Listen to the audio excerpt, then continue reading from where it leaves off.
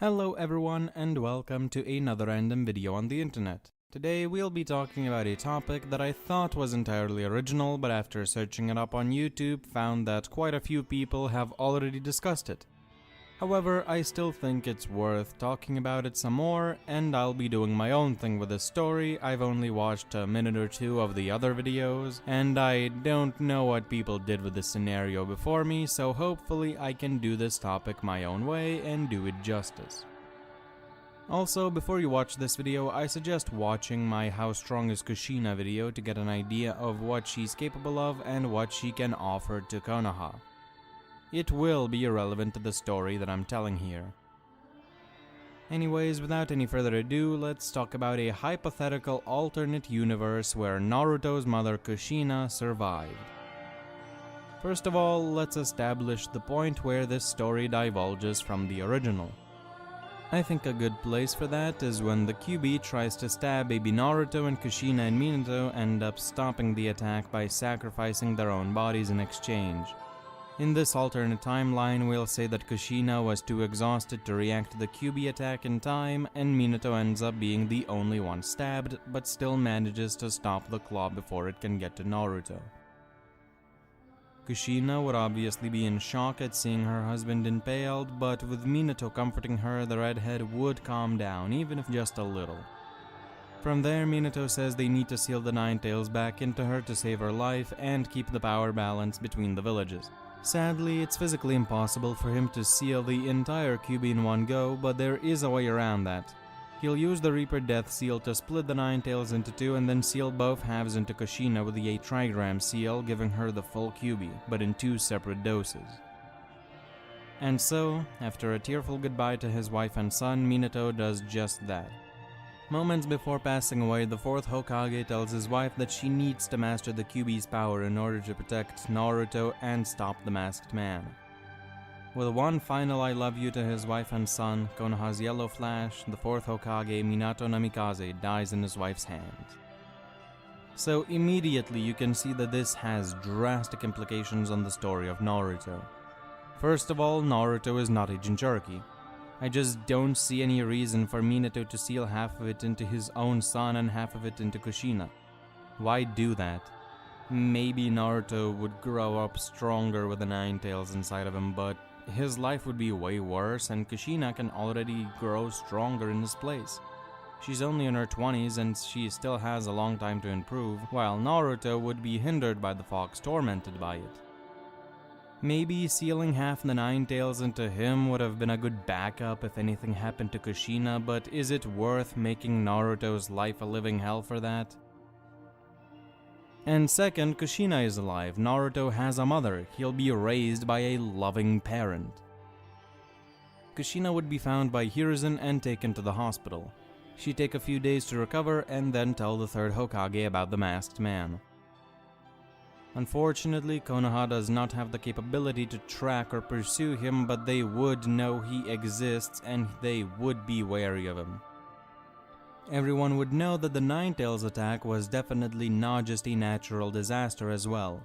It was a planned attack with a clear culprit behind it. It's almost 100% certain that the attacker was an Uchiha too.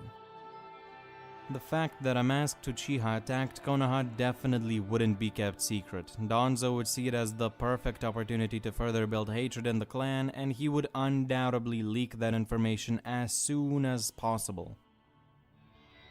Discrimination against the Uchiha clan would increase and suspicions would be thrown in their direction way more than normal. Danzo would still have them pushed to the outskirts of the village as well. Hate and resentment would only build up from there. Though I don't see Kushina being the type to accuse them. If anything, I think she'd try to support them, and I'll explain why a little later. But for now, the Uzumaki's close friendship with Sasuke's mom Mikoto would be a factor in her pro-Uchiha stance. I could also definitely see Mikoto being the one to comfort and support Kushina, helping her get over her sadness over Minato's death.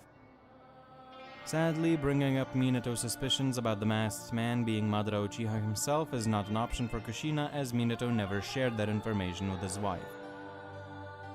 Meanwhile, Kakashi, having lost his teacher, would vow to protect his legacy by protecting his son and wife with his life. Whenever he's not on missions, he'd be watching over them from afar, patrolling around their home at night to make sure no one tries to do any harm and so on. I could also see him openly asking Kushina to tell him if she or Naruto ever need any help.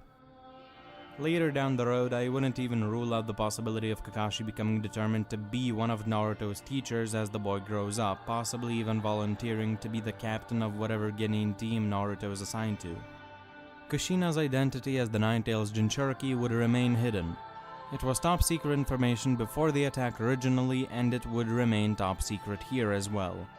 Danzo would have to be a lot more careful with what information he leaks this time around, seeing as the Jinchūriki is a very capable Kage-level kunoichi instead of just a newborn child.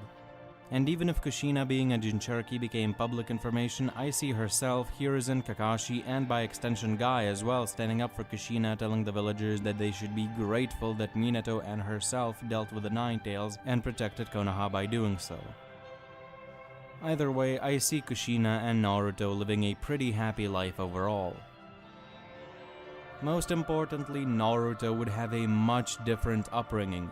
His mother and father's identity would be publicly known, the village would renown both of his parents as heroes who saved Konoha, Naruto would be loved and treated well by the villagers. He would also know that his father was the fourth Hokage who gave up his life to protect his village and family from a mysterious masked man. I see Naruto setting two goals for himself. First, follow in his father's footsteps by becoming a Hokage that surpasses all who came before him. And second, hunt down and get revenge on the masked man. When it comes to Naruto's power progression, he'd be way stronger than he normally was because 1. The Nine-Tails isn't there to hinder his ability to mold and control chakra. 2. Kushina would be there to train him. 3. Kakashi would have a personal interest to train the boy. 4. All the other Jonin in the village could probably help out too from time to time. And 5. Kushina would probably call Jiraiya out for not helping his godson and basically force him to train Naruto too, though she would keep a close eye on his dirtier antics and make sure Naruto doesn't pick them up. People heavily underestimate how talented Naruto was as well. I suggest watching my old Naruto grows retardedly fast video for the full details, but to give you a quick rundown, he mastered the multi-shadow clone jutsu better than anyone else in history in just a couple of hours at most, this jutsu being a forbidden S-rank jutsu. He mastered the Rasengan, a jutsu which took Minato, the unparalleled talent, 3 years to create and master. Kakashi states that with clones, Naruto can complete 20 years worth of training in just a week. In just a few days, Naruto grows from being massively weaker than Kakashi to being able to blitz and one-shot Kakuzu, who was beating Kakashi pretty handily before. Kakashi himself even admits that Naruto was already on his level at that point. Naruto masters Sage Mode than Jiraiya could in his entire lifetime in just a week. Kakashi states that Naruto has more talent and potential than Sasuke, and so on. Naruto has retarded levels of potential, which can now be exploited a lot easier without the Fox and with the new capable masters. Now, that's not to say he didn't work hard to achieve all those things, he absolutely did, but still, the amount of talent he has when being encouraged by others is insane. Then there's also the possibility of Kushina trying to teach him how to access the adamantium chains as well. To keep things simple, we'll say Naruto graduates from the academy at around the same age as he did originally, passing the exam with flying colors. Now, he did fail the exam a few times originally, but that was because he tried graduating early. That's why he failed a bunch of times, but was still the same age as Sasuke and the rest of his classmates. I see a lot of people getting confused about that. Let's say Kushina wants him to live out his life as a regular child and not become a full-fledged shinobi too soon, so she doesn't allow him to graduate early. So how strong would Naruto be here? Well, by now he would definitely know that his natural element is wind. He'd know a bunch of low to mid-level wind jutsu such as Gale Palm or Wind Bullets. He'd also be a lot better at taijutsu, probably far greater than what Sasuke was at the beginning of part 1, though still not quite on par with weightless Rock Lee. His speed and physical strength would be a lot greater as well. I could also see Kakashi training Naruto to resist Genjutsu with his Sharingan. In that department, he would probably surpass beginning of Shippuden Sakura, or at least be on par with her. Tree walking and water walking would be a joke at this point, and the regular clone jutsu would be child's play. Naruto would also know a few low to mid-level sealing jutsu. Remember, Kushina is a god when it comes to sealing jutsu. She could seal away the Nine Tails on the brink of death. She knows the Reaper Death Seal. She taught Minato every single sealing jutsu he knows, including the 8 trigram seal, which was used to seal the Nine Tails into Naruto. The Uzumaki clan was so feared for their sealing jutsu that multiple nations united and sneak attacked them in order to prevent them from becoming too dominant in the world. When your sealing jutsu makes nations shake in fear, I think you're doing something right.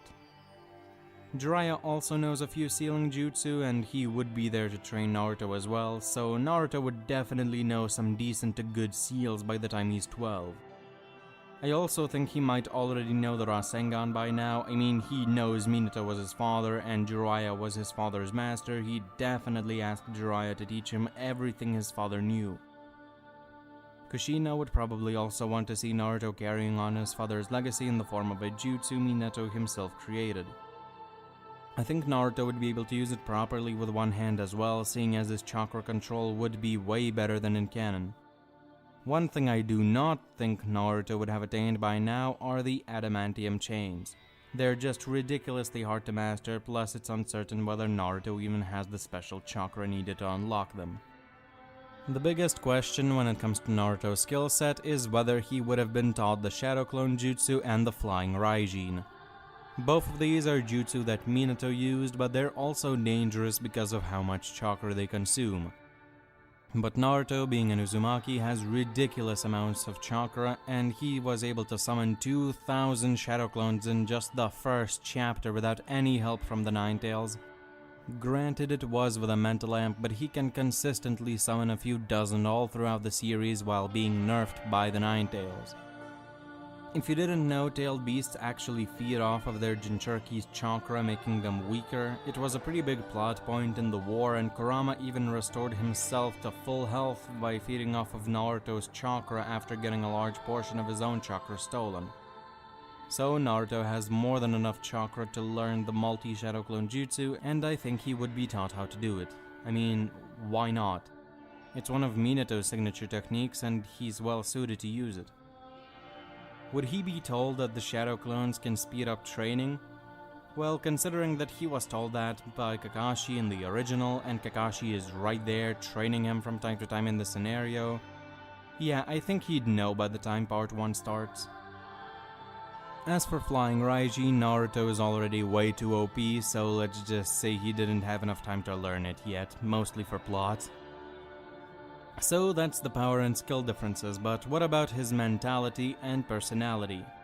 First off, he wouldn't cause trouble and pull pranks to get attention, because being the son of the late Hokage, he would already get plenty of that. I also think that he'd definitely be a lot more cheerful and happy-go-lucky, seeing as he's not alone, and isn't forced to live in a tiny apartment by himself, isn't forced to eat only cups of ramen, isn't forced to drink out-of-date milk, and isn't literally suffering from severe depression. Seriously, I do not understand how such a big part of the fandom just forgets how rough Naruto's childhood actually was. You may think he'd get a bit of an ego, considering that he's undoubtedly OP for his age, and he's loved by everyone, and he has several high-level shinobi as his teachers, his father was the Hokage, and so on. But I think Kushina and Kakashi would make sure he doesn't get cocky. The moment he tries to boast about something for the first time, Kushina would shut that down. Kakashi is also a good example of someone who's very strong, yet humble. I think Naruto may have a little bit of an ego internally, but he'd be rather humble overall, even more so than in canon. Naruto would also be a lot smarter and a lot more intelligent. He'd definitely receive top-tier education, and even if he's naturally a bit of an idiot, I think he'd be able to make great progress in terms of books and battle smarts. Though in exchange, he would probably lose a good chunk of his creativity and unpredictability. Also, sexy jutsu is not a thing here, there's no motive for him to invent it, and Kushina would shut the idea down instantly. She'd probably give Naruto a good scolding if he was ever dumb enough to mention or God forbid show it off to anyone. Finally, for his physical appearance, I don't see his face changing all that much, and his clothes would probably still remain the same. But this time around, Naruto would be eating way healthier food, training and working out a lot more. He'd be taller and more fit. Honestly, between that and his status and skill, I think the girls would simp over him more than they did over Sasuke. And speaking of Sasuke, the most interesting question of the video. Would the Uchiha clan massacre still happen? And here, I'm really not sure. On the one hand, the Uchiha clan is definitely facing way more resentment and hatred from the village, and on the other hand, Kushina, who in this version of events would definitely be one of the most influential people in the village, is supporting them. You may ask why, but just think about it. The masked man was intelligent enough to know when the nine-tailed seal would be at its weakest, skilled enough to locate Kushina, slip past the most powerful barrier available to Konoha, kill a bunch of Anbu, outplay Konoha's Yellow Flash, take control of the Ninetales, and battle Minato Namikaze, the man who was basically soloing wars by himself on even footing. No offense to the Uchiha, but is there anyone in their clan capable of doing that? And what would the motive be? They were living in Konoha just fine until the Ninetales attack, so why would they attack the village? There's simply no logical reason, and there's no way they'd do it for fun or something like that. Furthermore, it was just one Uchiha, not the entire clan. As a friend of Mikoto, Kushina would definitely know that many Uchihas are peaceful and great people. Are you really gonna blame the innocent wives, newborn children, nice old grandmas and soldiers who've risked their lives to protect Konoha in times of war for the actions of a single man? Obviously not.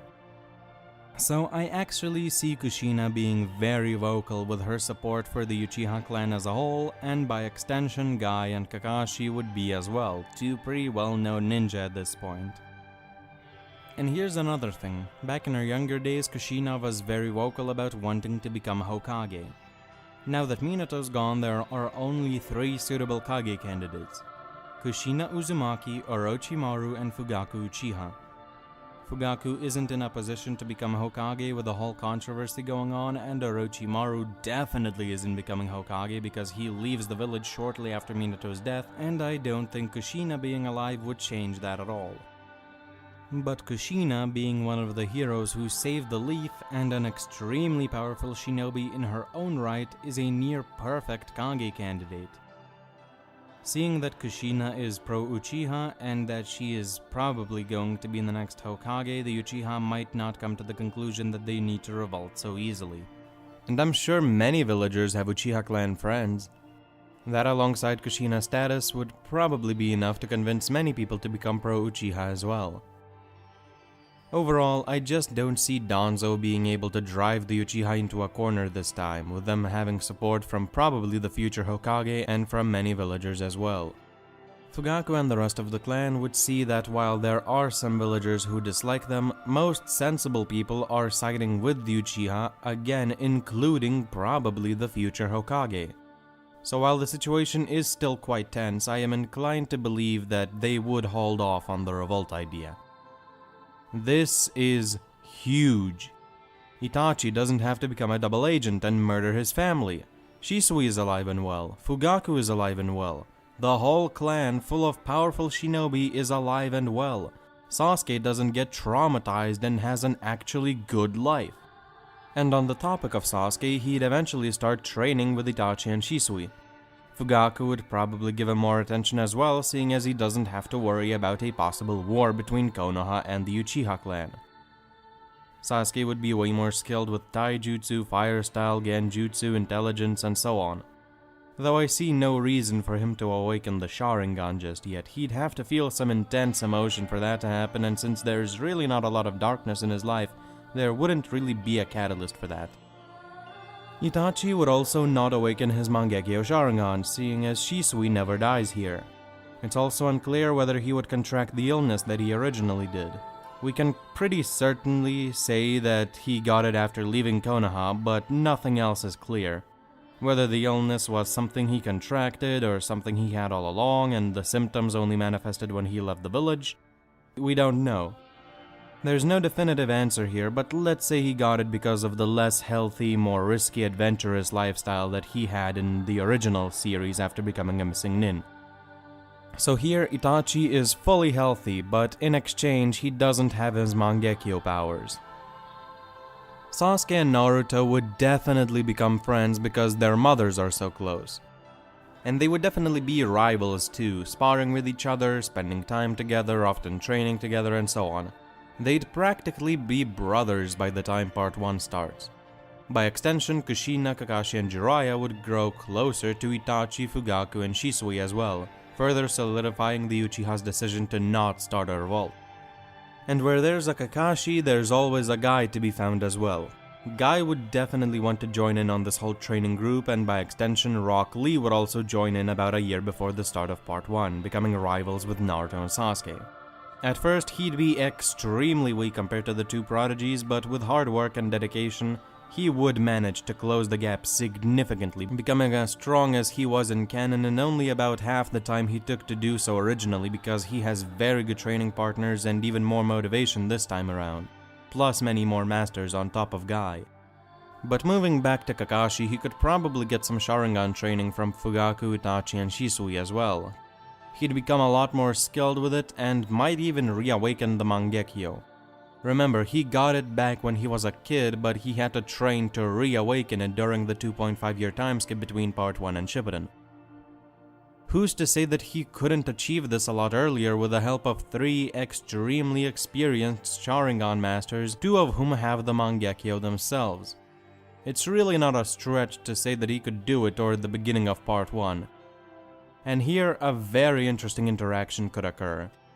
When Kakashi unlocks his Mangekyo Sharingan and uses it for the first time, Kushina would see it. That swirling whirlpool going into a single point in the middle of itself. That warping effect, that teleportation. It had become all too familiar to Kushina that night almost 12 years ago. Her eyes widen. Suddenly, she's hit with a flashback, almost akin to a form of PTSD. Kushina collapses to the ground. Cold sweat covers her face. The others rush over to see what happened, worried if she's okay and if Kakashi's Mangekyo somehow affected her negatively. Kushina recollects herself somewhat, apologizing for making everyone worry. Then she utters 3 simple words. The Masked Man. Everyone is confused, but Kushina then explains further. As all of them already know, 12 years ago, the Masked Man who attacked Konoha had a space-time ninjutsu that surpassed even Minato's. It looked almost exactly like what Kakashi had just done.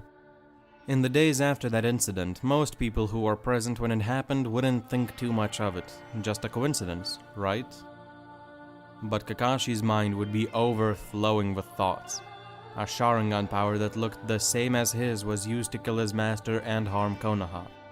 A Sharingan power that looked exactly like his own Sharingan's ability. A Sharingan he got from Obito. He'd obviously bring this up to Kushina and the rest of the Konoha higher-ups. Kushina could then confirm that the Masked Man's Sharingan was in the opposite eye to Kakashi's, further providing proof that Obito may actually be the Masked Man. How Obito survived and how he turned to the dark side would remain a mystery, but for the most part, Konoha would now have an idea of who the Masked Man might be. This would further remove suspicions from the Uchiha clan. But moving away from Konoha, let's talk about the Akatsuki. Obito, Zetsu, Pain, Konan, Kakuzu, Sasori, Kisame, Deidara, and Hidan remain untouched. But 3 major differences occur. 1. Itachi is obviously not a part of Akatsuki. This is a pretty big blow, seeing as he was one of the strongest members. 2. Orochimaru doesn't leave the Akatsuki because there's no Itachi to drive him out. He'd probably become partners with Kisame. That sounds like a fun duo, not gonna lie. But the Akatsuki was originally supposed to have 10 members until Orochimaru left. With Itachi never joining the group, someone else would probably be recruited. As for who that might be, I'll save that reveal for later. So let's recap everything. Kushina is alive and training to someday control the Nine Tails. The Uchiha clan does not revolt, meaning that Itachi, Shisui, and Fugaku are alive and well in Konoha and all grow stronger than they were in canon, with arguably the exception of Itachi since he wouldn't have his Mangekyo. Kakashi and Gai grow much stronger, Jiraiya is around the village a lot more and probably grows stronger too, possibly taking the time to master Sage Mode to its fullest to keep up with everyone else. Naruto, Sasuke, and Lee all become rivals and form a good brotherly bond. They're all much stronger and more skilled than they in canon. Naruto and Sasuke grow up in much better conditions. Naruto is in the Kyuubi Jinchūriki, Itachi never joins the Akatsuki, Orochimaru remains in the Akatsuki, and by extension has more resources to fuel his experiments, possibly getting some of the other members involved as well. A new mystery Akatsuki member joins the organization, and most of the rest of the world stays the same for now. I think this can all be summed up in 3 words. Konoha is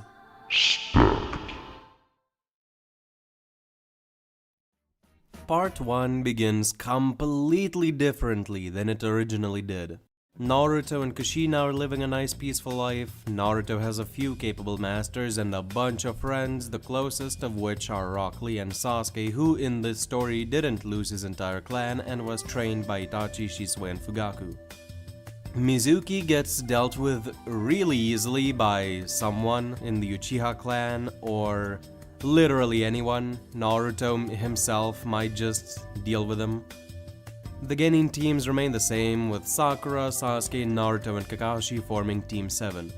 It's possible to argue that since Naruto isn't the lowest ranking student here, he might not be placed in the same team as Sasuke and Sakura, but at the same time, him and Sasuke grew up together, they already have a powerful bond, and their teamwork is impeccable. That, alongside their parents being really close friends, I think would still land Naruto and Sasuke on the same team. The bell test probably wouldn't happen. Kakashi, Naruto, and Sasuke have basically spent the last decade hanging out and training together, so he doesn't need to teach them teamwork or test their abilities, and Sakura is pretty easy to gauge without any testing. And if Sakura was lagging behind in the original, here she's pretty much non-existent compared to her teammates. She'd be extremely happy to be placed on a team with Naruto and Sasuke, as both of them would have a ton of fangirls in this scenario, but she'd soon come to realize just how far behind the two boys she is. They already know tree and water walking, they are both way stronger than her, faster than her, more skilled than her, and more skilled with genjutsu than she is, have better ninjutsu, better taijutsu, and so on. They pretty much far surpass her in every single way except intelligence, where she might still hold a tiny upper hand over them. She'd probably begin to feel lonely and disconnected from the group during missions, as Naruto and Sasuke already have a bond with each other and would be doing everything by themselves, with her just lagging behind and being dead weight for the most part. Kakashi would soon come to notice this and suggested the kunoichi to start training and get stronger so she could catch up to the boys and be able to stand alongside them. Seeing Sakura start to train more seriously, Naruto and Sasuke would gain some respect for her and help her out in her training. Now we get to the Land of Waves arc. It's honestly really boring. The demon brothers are spotted easily and dealt with by Naruto and Sasuke before they can do anything. Kakashi then interrogates them with a Sharingan, finding out that their target is the bridge builder. Zabuza, Momochi alongside a person wearing an Anbu mask are their bosses, and Gato is their employer. Even after hearing all that, Kakashi would still continue on with the mission confidently. When Zabuza tries to attack the group, he just gets completely manhandled by Kakashi, who is probably on par with his Pain Arc self here and has the Mangekyo Sharingan. Just as Zabuza is about to get killed by Kakashi, Haku swoops in and kills Zabuza, pretending to be an Anbu from the Mist Village. Kakashi and the rest of the team are fully aware of Haku being Zabuza's accomplice here and jump him immediately. Naruto creates a couple hundred clones and surrounds Haku from all sides. Sasuke, all the Narutos, and Kakashi then attack Haku and handily defeat him without much difficulty. He doesn't even have time to set up ice mirrors or anything. The big question is, would they kill Haku and Zabuza here? Well, considering that Kakashi tried to kill Zabuza twice in the original, I think he'd want to kill him here, even with Haku pleading for him not to do it. Naruto and Sasuke would have been accustomed to the life of shinobi by now, so even if they don't really want to kill people, I think they wouldn't give it any significant objections either, especially since Zabuza didn't go through the same development here as he did in the original. Before long, both Haku and Zabuza meet the same fate. Kakashi takes Zabuza's sword for himself as he did in the war arc and continues on with the mission. This means that Naruto wouldn't learn the same lessons as he did originally, but at the same time, he would have probably already learned those lessons from his mother, Jiraiya, and Kakashi by now, so this might not change all that much. One other change is that Naruto can't really relate to Inari here, as he did lose his father but grew up in way better conditions than originally. Still, I feel like he, alongside Kakashi, could probably inspire him to strive to become better and overcome his grief. From there, Kakashi hunts down Gato and the bridge is completed. A really anticlimactic first arc, I have to say. I mean, what did you expect? Team 7 is stacked here. But I promise that things get a lot more interesting from here on out.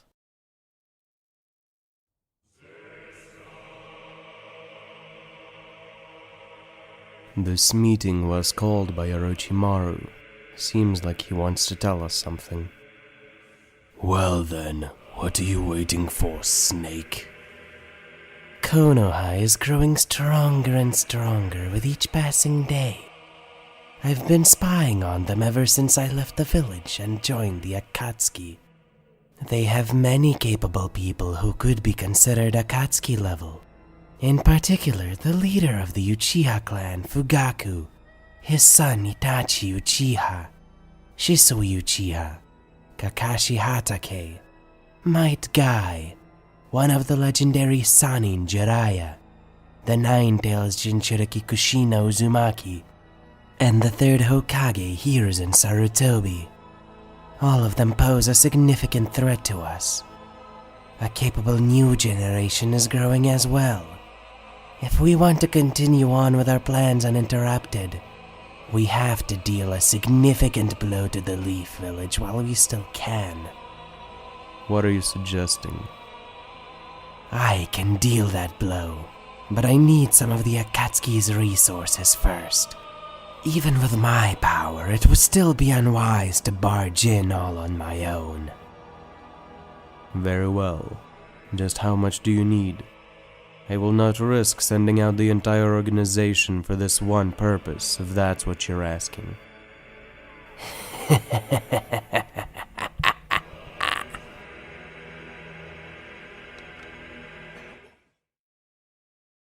A few weeks later, in Konoha, the Chunin exams are about to begin.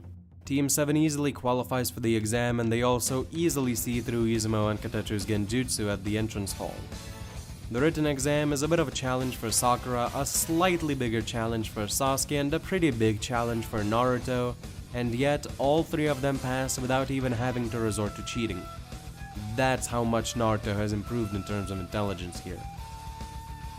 The Forest of Death is where you'd think the story would get more interesting, but it's honestly a breeze as well. Orochimaru doesn't show up and Team 7 easily gets the scrolls they need and reaches the tower in the center of the forest a few minutes earlier than even Gaara's group. For simplicity's sake, we'll say that the lineup of the participants who made it this far remains the same here as well, and Kabuto drops out like normal. The third phase of the exam is where things actually get interesting because this is a different timeline. I think it's fair to make the matchups different as well. And honestly, I just really want the Chunin exams to not be a complete bore. So, using a random matchup generator just like the Examineers did in the original, let's see the matchups and how the fights would go. The first match is Ino versus Yoroi. Yoroi wins this one. Sasuke without chakra is still a lot stronger than Ino, and Yoroi was beating him pretty handily before he started using least taijutsu. The fight would begin with Yoroi rushing Ino, grabbing a hold of her, and sucking her chakra until she passes out or gives up. The second match is Choji versus Sakura.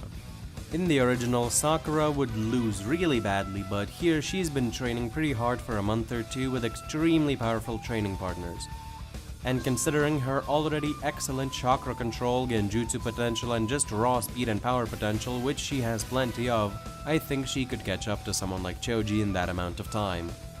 She's still leagues behind Naruto and Sasuke, but I think she could beat Choji by using genjutsu to distract and confuse him, and then slam her fist into the back of the unprepared boy's head and win via knockout. The third match is Kankuro vs Shikamaru, and this one is pretty cool. While Shikamaru is really smart, he'd essentially have to contend with two opponents here, Kankuro himself and his puppet. Kankuro uses poison, flying weapons, swords, and all kinds of weapons that Shikamaru really just doesn't have a good reply to. Shikamaru also needs to stand in one spot to cast his jutsu, which gives Kankuro a massive chance to take him out anytime Shikamaru tries to attack. If they were fighting in a forest or a more open battlefield like the Chunin exam final stadium, then I'd be able to argue that Shikamaru could probably come up with some sort of strategy to win. But in this tighter space where there are no places to hide, no possible ambush spots, no ability to gain a decent amount of distance to think things through, I think Kankuro would win here. The fourth match is a pretty funny one, all things considered. Naruto vs Hinata. And while this would have been a dope fight to see in the original, here a few things prevent this fight from being interesting. 1. Naruto is blatantly way stronger than Hinata here. 2. Naruto had a much different upbringing, so Hinata probably doesn't have the same crush on him as she did in the original. 3. Naruto has had a much different upbringing, so he might not actually try to bring Hinata's confidence up at all, or give up after trying just once. Overall, the fight ends with either Hinata forfeiting before the match can even start, or getting KO'd in a single blow. The fifth match is Temari vs Rock Lee. Well, Temari might be above weighted Rock Lee, depending on how you interpret things. I'd argue that weighted Rock Lee versus Temari would be a cool fight, with the San Kunoichi's wide, long-range wind attacks dealing some decent damage, but as soon as Lee drops his weights, it's all over.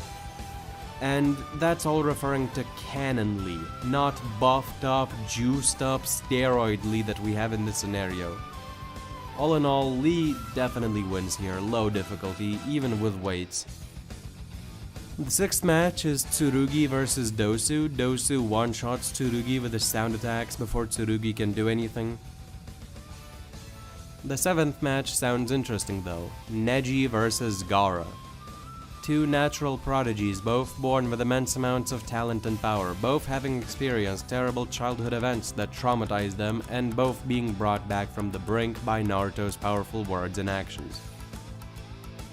I'm inclined to say that Gaara definitely wins, but at the same time, Neji was beating up base weightless Lee, and base weightless Lee did manage to land hits on Gaara. If Neji landed those hits, he'd be shutting down Gaara's chakra points and dealing actual damage to his internal organs. It really depends on how far into the past you think those flashbacks were. If they happened a few months before the Chunin exams, then Lee probably could have caught up to Neji in that amount of time. Regardless of all that though, even if Neji is able to land some hits, Shukaku is just going to unblock Gaara's chakra points as Naruto did with Kurama's chakra. Overall, Gaara definitely wins this one, it's just a matter of difficulty and the amount of time it takes. The eighth match is also a bit interesting, Zaku vs Kiba. And this would be fully healthy Zaku, no arm trauma. It's really all a matter of if Zaku manages to beat Kiba before his beast transformation. If he can't, then Kiba wins with Fang over Fang. I'd say Kiba wins here, considering how base, unprotected Shino was able to take a point-blank sound blast from Zaku, and how Choji's human boulder could overpower his blast as well. If Kiba got hit, he'd probably get right up, laugh the hit off, and finish Zaku with a Fang over Fang. The ninth match is just sad, Sasuke vs Tenten. You know, Tenten is just not quite cut out to fight Sasuke, especially this massively amped up Sasuke who's had a whole decade of training with Fugaku, Itachi, and Shisui. Even without having unlocked the Sharingan, Sasuke is still leagues above where he was in canon by now, physically, mentally, and skill-wise, far greater than what he was in the Chunin exam finals, at least in terms of skill and raw stats. Though it's important to mention that he would not have been taught the Chidori by Kakashi. And the final match is Shino versus Kin. This one is also pretty bad. Kin might be able to affect Shino with her genjutsu, but his bugs would be just fine. They'd swarm her and suck her chakra until she surrenders or passes out. And that's it for the prelims. So the contestants who pass on to the final phase of the exam are Yoroi, Sakura, Kankuro, Naruto, Rock Lee, Dosu, Gaara, Kiba, Sasuke, and Shino. And so they all draw papers to see who they'd be fighting in the final tournament 1 month from now. The matches go as follows: Shino vs Kiba, Sakura vs Dosu, Rock Lee vs Yoroi, Sasuke vs Kankuro, and Naruto vs Gaara. And so the genin are dismissed. Kushina, Kakashi, and Jiraiya are proud of Naruto for making it this far and take off with him to train somewhere. Itachi and Shisui are proud of Sasuke as well, and they take him off to train as well. Sadly, Fugaku is unable to do the same as he's currently investigating the sudden disappearance of 4 Uchiha clan members: Sonagi, Asato, Izugiri, and Arinaka. Wonder if that's gonna be relevant. Elsewhere, a certain gambler also gets an unexpected visitor. Wonder if that's gonna be relevant anytime soon. 1 month passes sooner than anyone would expect, and the finals get underway.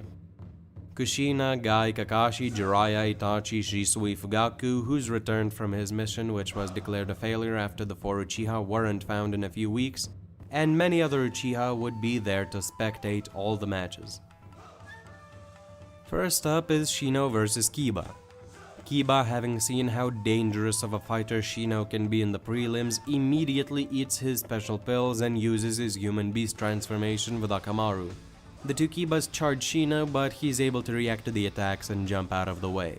From there, the Aburame clan prodigy releases a cloud of insects in an attempt to catch Kiba, but the Beast Boy jumps back, avoiding the attack. Kiba decides that he cannot mess around and unleashes a Fang over Fang at Shino, who can do nothing but evade the hits as he tries to come up with a counter strategy. Eventually though, Shino gets tagged and injured, dropping to the ground. Kiba stops his rotation and comes to a halt, confident that he won. That is until Shino's body bursts into insects, an insect clone. The real Shino appears behind Kiba and attempts to punch the Yunozuka. Luckily, Kiba's excellent sense of smell instantly picks up on Shino's presence behind him and the boy ducks to avoid the hit. Both combatants jump back. From there, a pattern emerges. Anytime Kiba attacks with his Fang over Fang, Shino uses an insect clone which bursts into bugs that cover Kiba's body. Then Kiba shakes them off by using another Fang over Fang. Slowly but surely, Shino's insects whittle down Kiba's chakra reserves. The fight is over when the Yunozuka clan genin passes out from exhaustion.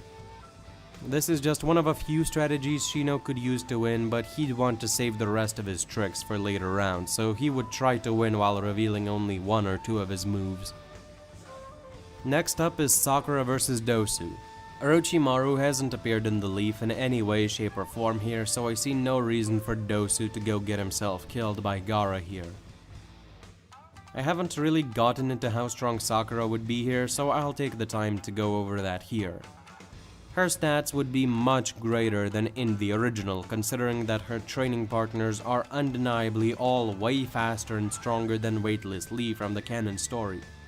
In terms of raw speed and power, she'd probably be on Dosu's level by now, if not a little greater. In terms of jutsu, she was stated to have very good genjutsu talent, so Kakashi would capitalize on that and train Sakura in some basic genjutsu skills, possibly getting Kurenai to help out as well. We're never told or shown what Sakura's chakra nature is, but I feel like it might not matter much here. Increasing her stats and learning genjutsu would eat up most of Sakura's training time anyway, so she might not have enough time to learn a chakra nature on top of that. On to the actual battle though, Dosu is at a huge disadvantage here, simply because his attacks require short range while Sakura's works from mid-range. I like Dosu a lot, but sadly there isn't really much he can do here. Sakura casts the demonic illusion tree binding death genjutsu on the sound ninja, paralyzing him and knocking him out with a few punches before he can break the genjutsu. The third match is Rock Lee versus Yoroi. So the fourth match is Sasuke versus Kankuro. Kankuro forfeits like usual. The fifth match is Naruto versus Gaara. And as much as I would like to say that this is an interesting battle, it's really not. Well, let's just explain it through the story. Seeing how unstable and tormented Gaara is, Kushina reaffirms to herself that Minato and herself made the right decision by not making Naruto a jinchūriki. In all actuality, she hopes to get to talk to Gaara after the exam and possibly improve the seal on Shukaku so that the poor boy can actually get some decent sleep and a better life all around. But moving back to the match, it starts with Gaara summoning a bunch of sand. Suddenly, Naruto appears in front of him and punches him in the cheek, shattering his sand armor completely and dealing real damage to Gaara, drawing some blood from his lip. Gaara then freaks out due to seeing his own blood, enters his defensive dome and starts transforming into Shukaku. Until Naruto forms a Rasengan in his hand, pushes it into the sand barrier, breaking it completely and smashing the ball into Gaara's gut, knocking the sand's ultimate weapon out in a single jutsu. Yeah, it's that easy. That is how OP Naruto is here. Temari, Kankuro, and everyone from the Sand Village is completely in shock. Kushina cheers her son on while Jiraiya and Kakashi simply smile. The second round starts with Shino versus Sakura, and this one is not that interesting too. Insects are immune to genjutsu as long as the genjutsu isn't a Sharingan one, so Sakura's main weapon won't be effective here. Shino is fast enough to keep up with Sakura, and his insects give him a wide array of win conditions, while Sakura's only win condition is to punch Shino into unconsciousness, which simply isn't happening. Shino would get in close to his opponent and then swarm her with bugs until she runs out of chakra or gives up. The next match is where things ramp up.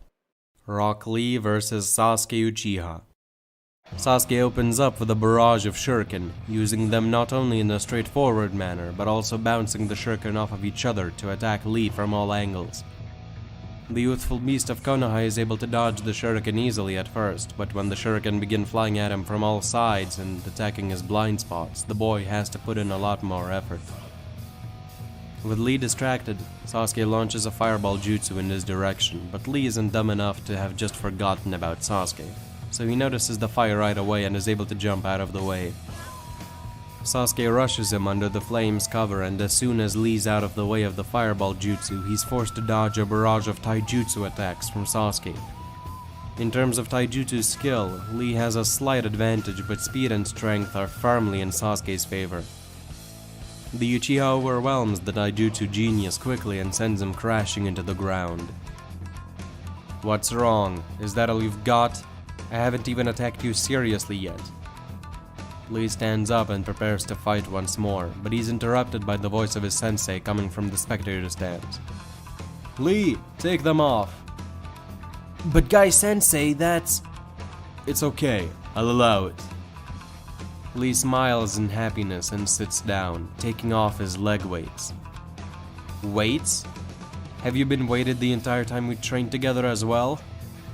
Sure have. Here, catch. Lee throws one of his weights at Sasuke, who casually extends a hand to catch it. Big mistake. The weight hits Sasuke's palm and instantly sends the unprepared Uchiha crashing to the ground. There's no way you've been wearing these every day. Sasuke stands up, lifting the weight in both of his hands. Just how much does this thing weigh? 10 tons each. 10 tons? You really do go overboard with your training. Lee takes a fighting stance. I feel much lighter without these. I'll be moving a lot faster from now on.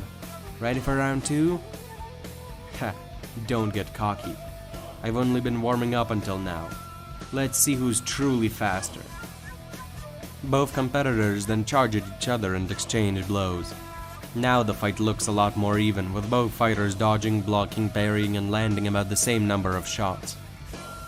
After about a minute of fast-paced, close-quarters combat, which the vast majority of the audience can't even keep track of, Sasuke finally finds an opening, kicking Lee in the gut and using said gut as leverage. The Uchiha jumps off of his opponent, flips in the air, launches a fire jutsu and throws a bunch of shuriken through it. Seeing the dozen or so flaming shuriken coming his way and with his footing off balance, Lee has no choice but to open up the first inner gate, gaining enough speed to jump out of the way.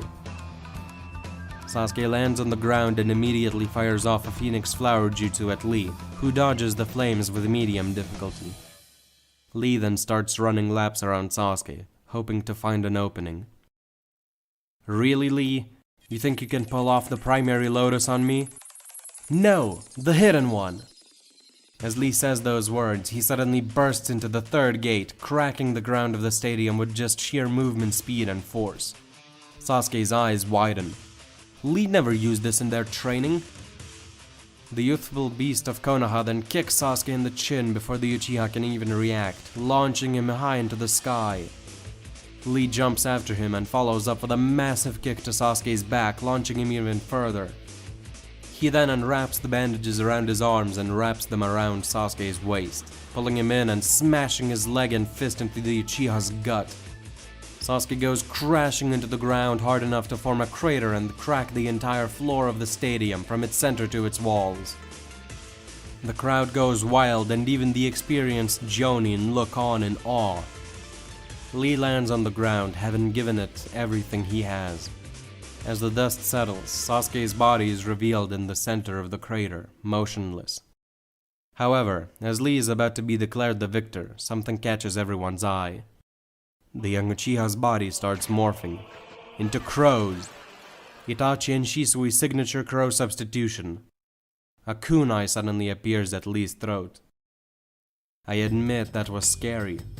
If it wasn't for the substitution, I would have been done for. Itachi and Shisui smile at the sight from the stands. Sasuke Uchiha is declared the victor. But the examineers run into a bit of a problem. There's an uneven number of pairs this round. Naruto has no one to fight. After a short discussion, it's decided that the final round is going to be a three-way battle between Sasuke Uchiha, Shino Aburame, and Naruto Uzumaki.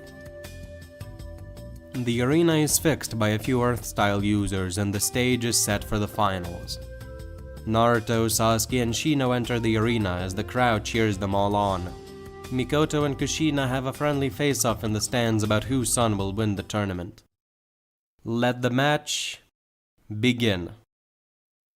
Just as the start of the match is declared, a massive white bird flies into the Hokage and Kazekage seats, detonating on contact and creating a big explosion. Luckily, Hiruzen is fast enough to block the attack with an earth wall. Kabuto, disguised as an Anbu, puts the audience under genjutsu and the Kazekage unleashes a smoke bomb, blocking everyone's view of the Hokage. A horde of clay birds comes flying at the sleeping audience from the sky and various leaf shinobi do their best to protect the innocent people. Massive clouds of smoke erupt on the outskirts of the village, and a massive three-headed serpent emerges, effortlessly breaking down the wall of the village and entering the civilian district. Along with the snake come hundreds of sand and sound shinobi, followed by exactly 100 puppets, all wielding poisonous weapons. Operation Konoha Crush begins.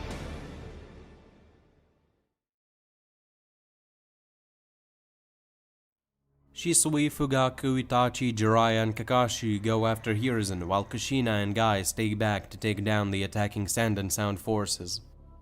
Naruto, Shino, and Sasuke join in as well. On the rooftop, the Kazekage reveals himself to be Orochimaru in disguise. He holds Hiruzen hostage with a kunai at his throat, while Shisui, Fugaku, Itachi, Jiraiya, and Kakashi surround him from all sides. Seeing no other way to free Hiruzen, Shisui uses Koroa Matsukame on Orochimaru, making him release the third Hokage. And just like that, you wasted your only chance of defeating me. A voice comes from behind everyone. The Orochimaru that was just holding Hiruzen turns into mud as the real Orochimaru emerges from the roof, clad in a black robe with red clouds. The only weapon capable of defeating you? You're a fool if you think you can take all of us on at once.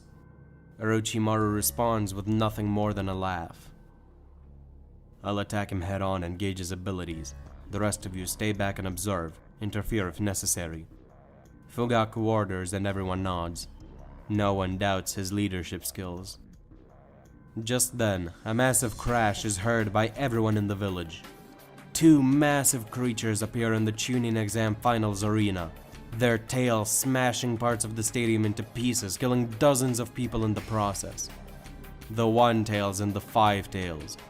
Two Bijou have been summoned to attack Konoha. Before they can deal any more damage, Kushina takes action and binds them up with their chains. To prevent the Sand and Sound Ninja from attacking her in an attempt to free the Bijou, Kushina erects a barrier around herself and the tailed beasts. So far, everything is going just as planned. The Bijou under our control will keep Kushina busy. Sasori, the Sound, and the Sand will occupy the large majority of the Leaf Ninja. Deidara will provide backup and attack civilian targets from above, while Orochimaru takes on the strongest of Konoha's forces. Are you certain Orochimaru can handle them all by himself? I have high hopes for his newfound powers.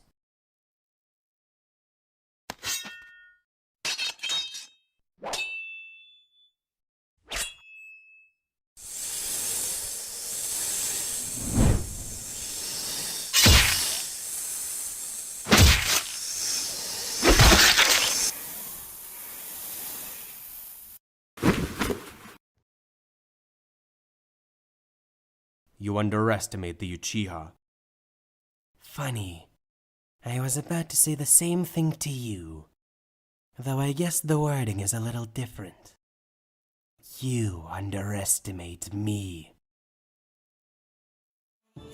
Fugaku's eyes widen and he jumps back to his teammates. How did you get those?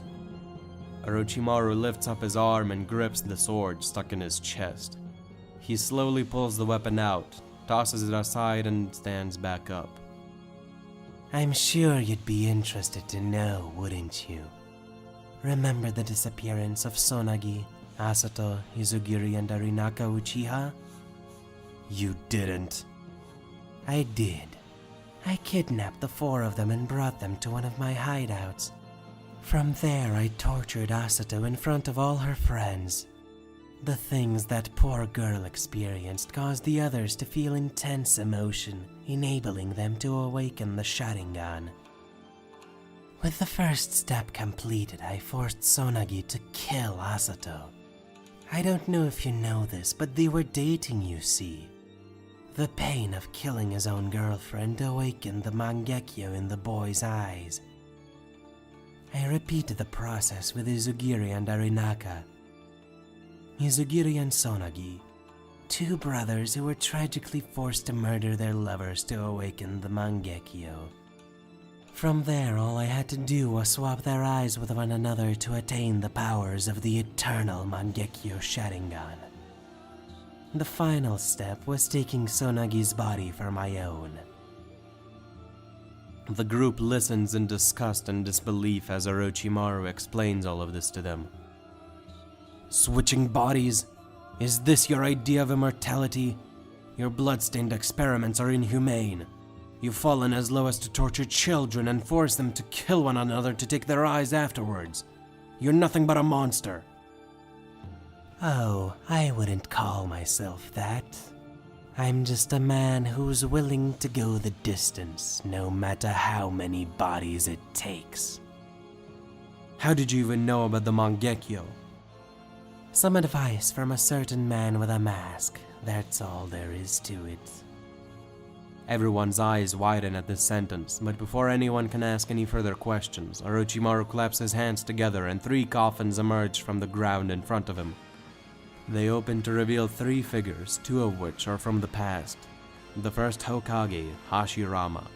The second Hokage, Tobirama. But the third one... one of the legendary Sannin, Tsunade. Jiraiya and Hiruzen are shocked to say the least. Orochimaru, what have you done? Simple, really. I used Tsunade, and when she was no longer of use to me, I killed her and gave her a new purpose. To destroy the hidden leaf. The three Edo Tensei step out of their coffins and Orochimaru pulls out 3 kunai with tags on them. He prepares to insert the kunai into the summoning's heads, but before he can, the group takes action. Jiraiya suddenly bursts into perfect sage mode, having been gathering nature energy in secret while Orochimaru was having his monologue. He's followed by Shisui and Fugaku, who both use body flicker to keep up with the Sannin. Hiruzen throws off his Hokage cloak and summons Zenma, instructing him to turn into a staff. Itachi and Kakashi stay back to support everyone with long-ranged attacks. As fast as Jiraiya, Shisui, and Fugaku are, they're not fast enough to stop Orochimaru from placing the kunai into Hashirama and Tobirama's heads. But before he can place the tag into Tsunade, Jiraiya catches up and kicks his former friend in the jaw, sending him flying backwards. Shisui and Fugaku, seeing that the 2 Edo Hokage haven't started moving yet, quickly take the opportunity and slice their heads off. Orochimaru stands up and smirks at Jiraiya. If that kick was any indication of your abilities, I'm afraid you don't stand a chance. Though I admit, seeing you master Sage Mode is unexpected. I myself wasn't able to do it before, but with this body, I wonder how it would go. I'm not going to give you an opportunity to try that, Orochimaru. Jiraiya declares as he launches a massive fireball jutsu at the Sannin, who counters with a water wall jutsu. The techniques collide and cancel each other out, creating a massive smokescreen in the process. Jiraiya closes his eyes and relies on his sensory capabilities to fight in the fog, while the Uchihas and Orochimaru see straight through it due to the Sharingan's ability to see chakra. As Orochimaru, Shisui, Fugaku, and Jiraiya battle in the fog, Hiruzen, Kakashi, and Itachi take on the infinitely regenerating Edo Tensei Tobirama and Hashirama. Considering how well Hiruzen did against the Edo Hokage originally, with the help of Kakashi and Itachi, he definitely has the upper hand here. Back in the arena, Guy alongside a couple Anbu and Uchiha clan members finish off the last sound ninja in the area. Kushina instructs them along with Naruto and Sasuke to go help everyone fend off the attack and not worry about her. The clay birds had stopped raining down on the arena a little while ago, so the people here should be safe. As the Jonin leave, Kushina puts up a second barrier. This one surrounds the entire stadium, protecting the people and further confining the Bijou. Guy and the Uchiha rush off to battle the giant snake summoning, as well as the puppets and the sand ninja wreaking havoc. Naruto and Sasuke end up getting confronted by the Sound 4, all in their Stage 2 curse marks. They've been instructed to take these 2 alive. The Uchiha and Uzumaki combo smirks and goes into action. Immediately, Naruto creates over 100 clones and Sasuke uses the transformation jutsu to transform into Naruto as well. 4 of the Naruto split off from the group and direct a barrier around the area, not allowing the Sound 4 to escape. From there, the clones assault the Sound Genin with shuriken, taijutsu barrages, Rasengan barrages, and wind jutsu from all sides. Occasionally, Sasuke shoots out a fire-style jutsu and the feud surrounding Naruto is amplified with a wind-style jutsu.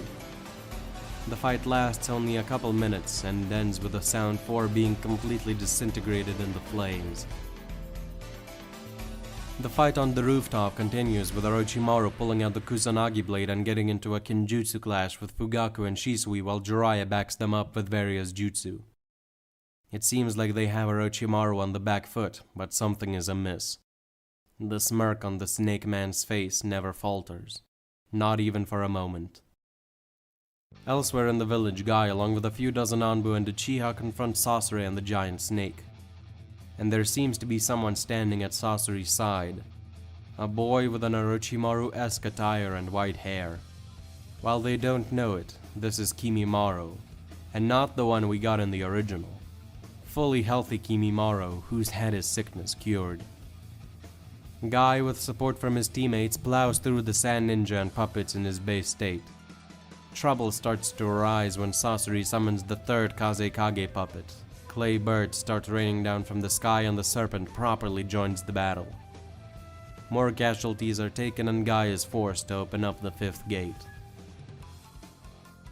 Meanwhile, Hiruzen and Itachi are able to immobilize the 2 Hokage one by one. Then Kakashi uses his Kamui to warp them away, taking them out of the battle. The only one left is Tsunade, who without the tag is unable to move. Hiruzen walks up to her with tears in his eyes. He tries to talk to her, hoping that there's at least some shred of her personality left. Seemingly focusing all her strength, Tsunade is barely able to utter a few words. A warning. Orochimaru is not the biggest threat. It's Nagato. That's all she's able to mutter out before losing herself completely again.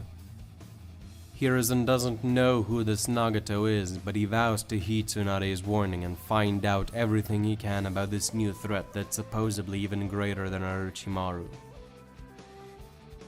Fugaku and Shisui continue to put pressure on the Snake Man. Suddenly, Jiraiya kicks the Sannin from behind and knocks him into the air. Fugaku follows up the attack by jumping after the serpent and slicing him in half mid-air. Shisui finishes the combo by firing a massive fireball jutsu into the sky. Fugaku substitutes out of the way and Orochimaru's body is scorched. His charred up corpse drops back down to the roof. Hiruzen and Itachi arrive at their location as well. Meanwhile, Kakashi rushes off to help Guy. Are you done here? Seems so. Just then, the charred up Orochimaru's mouth opens and another Orochimaru crawls out, alive and well. How? We cut you in half and burned you alive. You should be dead. Dead? That word has no meaning to me. What are you, immortal? That's right. I have achieved it. My goal. I am completely immortal. Immune to aging, immune to genjutsu attacks, and immune to any trauma my body or mind could possibly receive. That's physically impossible. There has to be a way we can defeat him. Every jutsu has a weakness. I could try my barrier, but I doubt it could work. He's strong enough to break out. And his dojutsu makes him immune to our genjutsu as well. The way I see it, we have only 2 options. Option 1, I kill him with the Reaper Death Seal, the same one that Minato used on the Ninetales long ago. And the second option is waiting for Kushina to show up and seal him away, but she's currently preoccupied holding down the Bijou. Isn't there a third option? Couldn't Kakashi warp him away with his Mangekyo? Orochimaru mentioned the masked man before. It's clear that they have some sort of relationship. If Kakashi's theory about the man in the mask being Obito Uchiha turns out to be true, then he can easily rescue Orochimaru from that place. It would be a temporary fix at best. We can't take that risk. I'll get rid of Orochimaru for good. No, you can't just throw your life away. It's the only option we have. Besides, I'll die soon anyway. My life is basically worthless at this point. Aging is taking its toll. I support the third. He's not throwing his life away if he's saving the village in the process. Good to hear. Now, we must act quickly. Immobilize him so I can deal the finishing blow. That is my final order as your Hokage. Are you done with your little strategy meeting? Seriously, you should be grateful that I'm in a good mood and allowing this chat to go down at all. The Snake Man says before thinking something to himself. Though I'll have to look into who this Obito Uchiha might be. Seems like I might be able to get some leverage on the man in the mask by threatening to reveal his identity if this turns out to be true. Lord Fugaku, we should... I know. A bright yellow aura surrounds the leader of the Uchiha clan, while a green one surrounds Shisui. Itachi looks on in awe as the true power of the Mangekyo Sharingan is revealed. 2 Susanos are formed. The 2 Uchiha lunge at Orochimaru and slam their avatar fists down on their enemy. but the Uchiha duo is met with resistance. Orochimaru laughs. Did you really think that would work? I have the eternal Mangekyo Sharingan, you fools. A dark purple skeletal hand deflects the two Susanos and launches them backwards. An ominous ribcage forms around Orochimaru's body as his eyes glow red. The team looks on in horror as the skeleton is covered by skin, which is then covered by snake-scale armor. I'll say this one more time. You underestimate me. As if to accentuate his point, Orochimaru Susanoo manifests a sword and swings it to the side. The shockwave caused by this simple action destroys a dozen buildings and damages many more. Do you get it now? Everything that happens here today is nothing more than a game to me. A test run for my powers. You have no idea just how truly terrifyingly powerful I am. The Sannin swings his Savitar sword at the group. Shisui and Fugaku jump in front of everyone and manage to block the hit with their Susanos. The two Uchiha are pushed back and their avatars are damaged, but they manage to stay on their feet. Orochimaru laughs as his Susanoo goes on a rampage, demolishing entire village blocks with just shockwaves of its movements. The group is able to survive the onslaught, but the power gap is clear. Gone are the days when Orochimaru was scared of fighting Itachi. Now he's a true force to be reckoned with, one that surpasses nearly every single living creature on Earth. This is bad. The only one that can stop him now is Kushina. Ha! Don't make me laugh. No one alive can best me anymore. Even if the 5 Kage joined forces, I would still be out of your reach. As he says those words, Orochimaru's right Sharingan starts to spin slowly. As it does, the world around him and the group starts to shift. The rooftop slips out from under everyone's feet as what seems like reality itself starts to rotate. Trees, houses, the whole sky. It all starts spinning as if it's caught in some sort of vortex. As Orochimaru's Sharingan rotation speed increases, so does the world's. Soon, everything around the group is nothing more than a blur, a tornado of infinite colors, spinning so fast that not even Fugaku or Shisui's Mangekyo can keep up. Orochimaru and the two Uchiha Susanoo dissipate into the vortex. Eventually, the tornado gets a red tint and starts to slow down. Soon, the spinning stops and everyone once again can feel the ground beneath them. But it's not a solid surface anymore. Instead, it's water. The group finds itself in what seems to be a different reality altogether, with a giant red moon that gives off a daunting crimson light which shines upon all things in this world, tainting the water so much that it starts to look like actual blood. The group is confused and on guard, but Orochimaru seems as happy as ever. He grins widely. Welcome to my domain.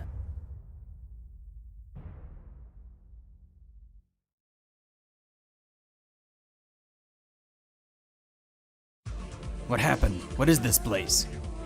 Some sort of genjutsu? No, this is something else.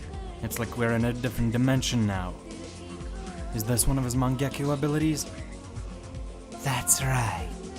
This is the ability of my right eye. What exactly did you do? As if I'd be dumb enough to just explain my abilities to you. Orochimaru says and charges at the group. Everyone prepares for round 2. The Snake Man reaches the group at an incredible speed and slams his fist into Shisui's arms, which he managed to raise just in time to block the attack. The punch sends the young Uchiha flying backwards, but Fugaku, Jiraiya, Itachi, and Hiruzen all attack Orochimaru at the same time. The group gets into a taijutsu clash with the Sannin, who pulls out the Kusanagi blade from his mouth again to combat Hiruzen's staff and Itachi and Fugaku's swords. Shisui soon recovers and joins the battle as well. Incredibly, Orochimaru is able to fend off the entire group at the same time. The boost from the eternal Mangekyo Sharingan has made him more physically dominant than all of them combined. Soon, the fight evolves and everyone starts using elemental jutsu. Fireballs, water balls, mud dragons, lightning bolts, and giant tornadoes tarnish the area. Seems like sending us here was a mistake. Here we can go all out without having to worry about the village. You really think so? Well then, how about this? Orochimaru's right eye widens slightly as he looks into the ground. Suddenly, numerous giant spikes rapidly emerge from the water, almost impaling several members of the group. Then the Snake Man looks up at the sky and seemingly out of nowhere, many bowling ball-sized meteors start raining down from the heavens. Too many to dodge. Fugaku activates his Susanoo and shields the group. The meteors slam down on the Susanoo, making it shake a little, but not doing much damage. What's going on? Seems like he has the ability to manipulate the environment in this dimension however he pleases. That's why he brought us here. He has complete control of the battlefield now. Is there anything we can do to counter this? The way we are now, we're just sitting ducks. Every jutsu has a weakness, no matter how powerful it may seem. There is a way out of this, we just have to find it. This jutsu is incredibly strong and has a wide scale. I bet it uses up a ton of chakra whenever it's activated. Our best bet now would be to survive as long as we can and wear him down. Seems like you're starting to understand the situation you're in better now. But I would recommend not getting too confident. Be careful, everyone. So far, he's only used the abilities of his right eye. His left is still completely unknown to us. Everyone, get closer to me. I'm going to reverse summon us out of here. Just then, Orochimaru looks at the group and a massive mountain of earth and mud bursts out of the water right beneath the group, separating them all from each other and dispersing Fugaku's Susanoo. As if I'd ever let that happen. Back in the village, Guy opens up the fifth gate and delivers a massive uppercut to one of the snake heads, putting it out of commission. The other two heads attack Guy, but he's able to dodge and weave around them. That's when Sasori steps in and uses the third Kazekage's Iron Sand to send an immense number of poisoned needles at the Jonin, who's still in mid-air and can't dodge properly. Guy prepares to open up the seventh gate, but before he can, a giant earth wall emerges from the ground below and blocks all the needles. Kakashi has arrived. Or rather, a clone of him. The real Kakashi sneaks up behind Sasori, holding the Kubikiri Bocho in his hand and swings the giant sword at the puppet master. Deidara screams for his partner to watch out, but it's too late. The puppet master is about to get chopped in half when suddenly Kimimaro jumps out in front of him and blocks Kakashi's blade with a sword made of bones. Numerous razor-sharp bones then come out of the boy's body in an attempt to skewer the copy ninja. Kakashi's eye widens at seeing the strange Kikigenkai, but he's able to dodge the attack and jump back. Just in time, too, because a pillar of Sasori's sand crashes into the roof where the Jonin was just a second ago. The copy ninja weaves a few hand signs with his free hand and launches a thunderbolt at the sand, disrupting its magnetic properties and making it fall to the ground. Kimimaro capitalizes on this and bursts forth at Kakashi as soon as the sand's out of the way. The Jonin and Orochimaru's top soldier get into a Kinjutsu clash. Kakashi's longer and heavier weapon giving him a power and range advantage, while Kimimaro's lighter, shorter, multiple blades give him the agility, maneuverability, and versatility advantage. Guy and Kakashi's clone work together to take out the three-headed serpent. Together, they're able to achieve this feat rather quickly, but they're taken aback when an incredibly fast dragon comes flying at them from the sky and detonates right next to them. Kakashi's clone is able to kick Guy out of the way, saving him, but the clone gets blown to smithereens. Sasori focuses all of his attention on the taijutsu master in front of himself and attacks him with his ultimate jutsu, the Needle Sphere. The attack's wide range makes it impossible for Guy to dodge, and he's forced to open up the seventh gate to blow the sand away. Sasori's eyes widen as the Jonin suddenly charges at him and punches him in the face, completely shattering and vaporizing his puppet head. The puppet master's body drops to the roof, motionless, and so does the third Kazekage puppet. Knowing that being in the seventh gate for long will ruin his body and that he has no way to attack the mysterious bomb-dropping enemy above, Guy decides to go back down to the fifth gate and help Kakashi deal with Kimimaro.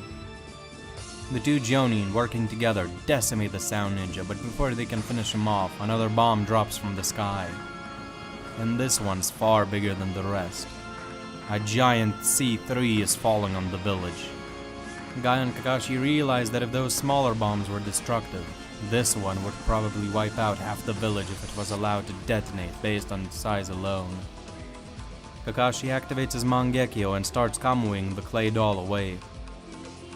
While the two Jonin are distracted, Deidara swoops down from the sky and quickly grabs Sasori's body and the third Kazekage puppet. Kimimaro, seeing his chance as well, gets up and jumps onto the bird. Just as Kakashi finishes teleporting the massive bomb, Deidara vanishes back into the clouds. Meanwhile, Kushina makes a decision. There's really no way they can safely get the bijou out of here. She resolves herself to seal both of the creatures into herself. She starts weaving the hand signs to perform the jutsu. Now! Zetsu, who's been watching the battle and relaying everything to his superior, shouts. Far away from the village, Tendo and Madara both place their hands on the ground and two summoning circles form. The two bijou under their control disappear from the village and appear here, in the forest. Madara uses the Sharingan to make Gaara return to normal, and Tendo summons the Geromazo, pulling the Five Tails into it. The Akatsuki had already sealed that particular bijou into the statue, so it was connected to it, similarly to how Obito was able to seal the bijou in the war. The two men then stand up. Seems like Sasori and Deidara have already retreated. Most of the Sand and Sound's forces have been wiped out as well. Orochimaru is off in his pocket dimension battling a few of the strongest people in Konoha. So far, this mission's not resulted in the death of any of our main targets. Let's just hope Orochimaru himself doesn't fail to keep his promise. I doubt he will. With his Mangekyo powers, he should have no issue killing them all. It's all a matter of if he plays around too much or not. Those abilities of his are troublesome, though. We've known that we can't trust him ever since he joined us. How long do you think he'll remain on our side? Nothing's stopping him from betraying the Akatsuki at any time he pleases, and we know he isn't loyal. I'm well aware of that. The best case scenario would be for the Leaf and Orochimaru to destroy each other, but with his powers, I doubt that's even a possibility. His dimension works similarly to mine in a way that it's a separate plane of existence that only he can access. That's where the similarities stop, however. In his world, he can manipulate and control the environment however he pleases. In exchange, it consumes large amounts of chakra and requires a decent startup time to transport people into it. And unlike me, he can't teleport separate body parts into it. Probably the biggest difference is that he can't use it for traveling. He always comes out of his dimension in the same spot he entered it, so it can't be used as an escape option or a teleportation technique. An ability like this seems extremely powerful but has some clear drawbacks. What I'm more worried about is the ability of his left eye. Indeed. The right eye controls space, and the left. Back in Orochimaru's dimension, the battle rages on with the Snake Man constantly putting pressure on the group and not allowing them to meet up all in one place by shifting the environment. Shisui and Itachi find each other while Orochimaru is busy dealing with the others. They try to discuss potential strategies, but before they can get anywhere, the Sannin locates them and launches a massive fire jutsu at them. The Uchiha duo counters this by both launching a fireball jutsu. The two fireballs collide and fuse together, gaining enough power to cancel out Orochimaru's attack. Suddenly, the Snake Man bursts out of the flames and attempts to stab Itachi. Shisui, being the faster and stronger one of the two Uchiha due to having the Mangekyo Sharingan, jumps in front of his friend and raises his arm to block the attack. But out of nowhere, his hand instantly returns to the position it had been in a moment ago. Time lag. An ability that allows Orochimaru to return a person or object to the state and position they were in 1.5 seconds into the past. He basically turns back time, but in an instant and only for that one object or person. If used correctly, this ability can be devastating, especially with the element of surprise.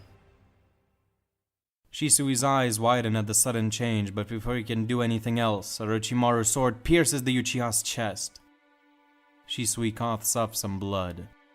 Orochimaru smirks. One down. Seeing his friend get skewered, Itachi lets out an uncharacteristic scream. He's about to lunge at Orochimaru, but stops when Shisui looks over to him, still barely conscious. Keep your cool, Itachi. The voice of his best friend is enough to pull Itachi back to his senses.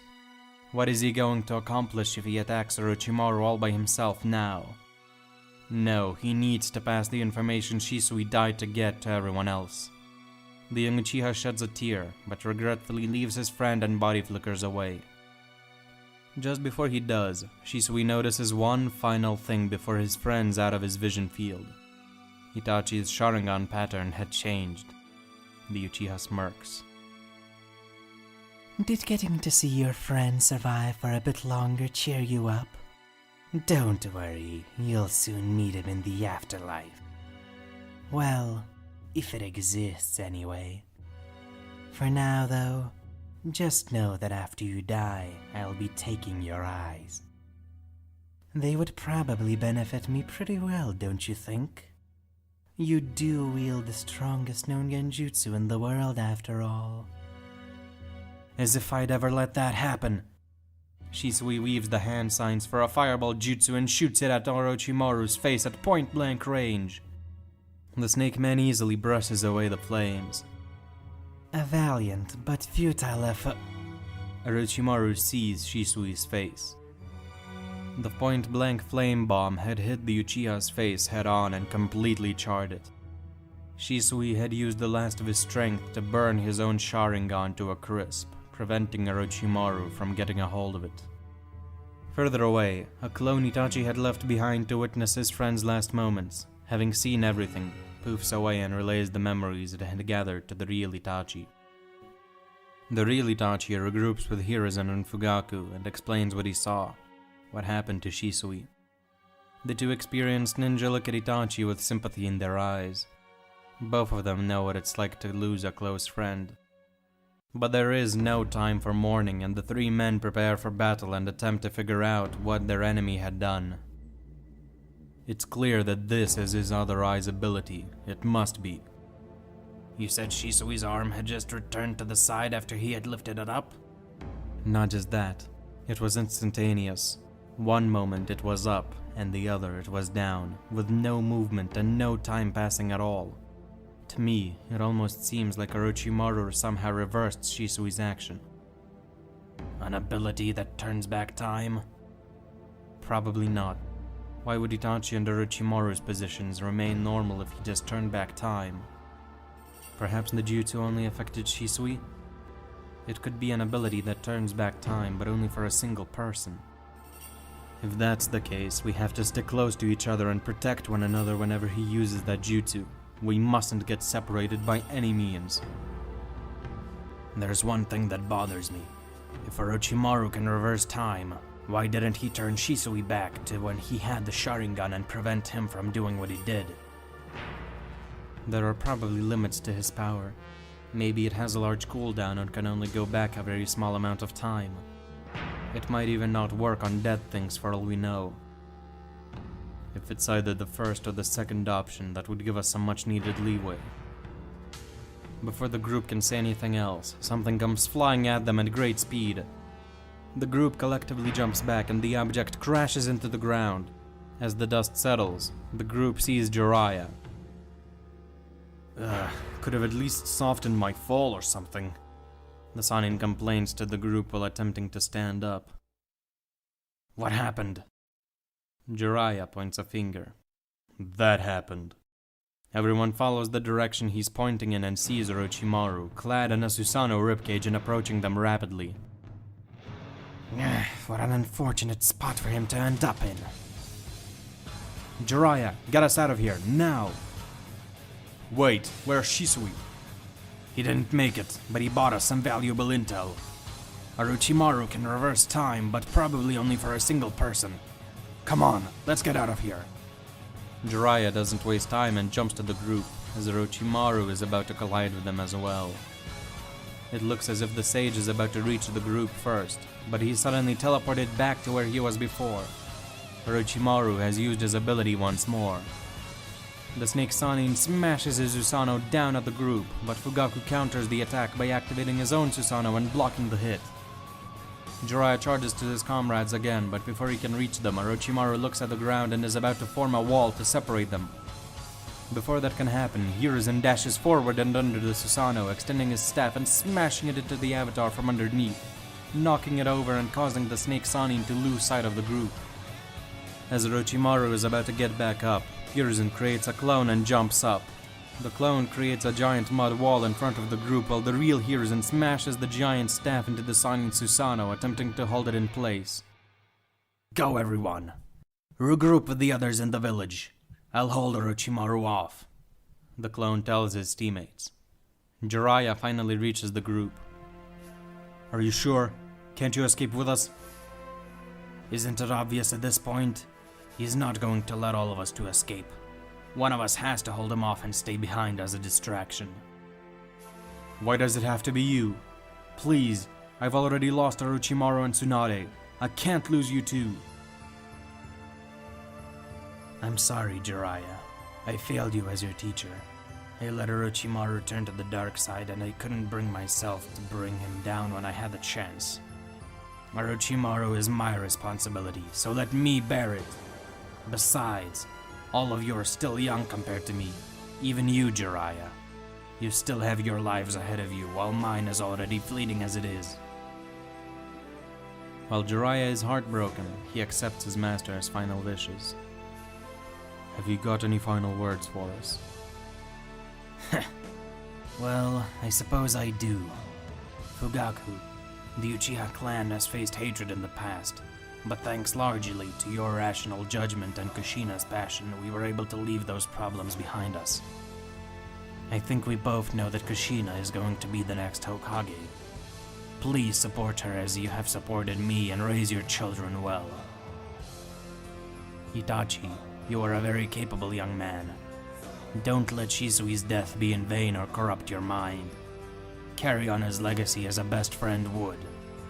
You have already become a successful shinobi, and I have no doubt that one day you will become a wonderful Hokage too.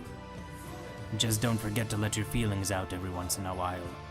A man weighed down by emotions they refuse to share with their friends is a weak one. And finally, Jiraiya, my only remaining student.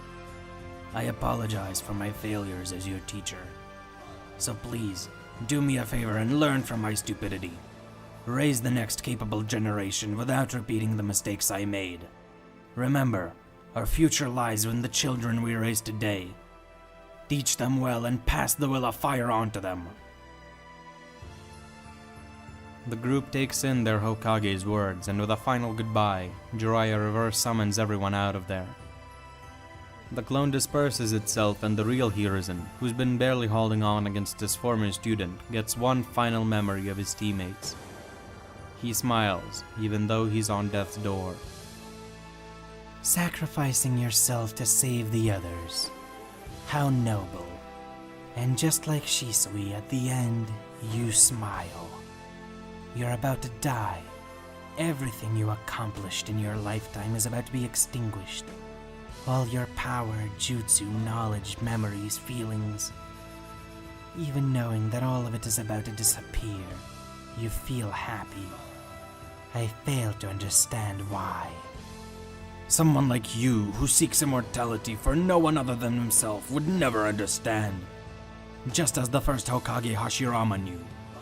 Just as my master, the second Hokage Tobirama knew when he sacrificed himself for his teammates and appointed me as Hokage.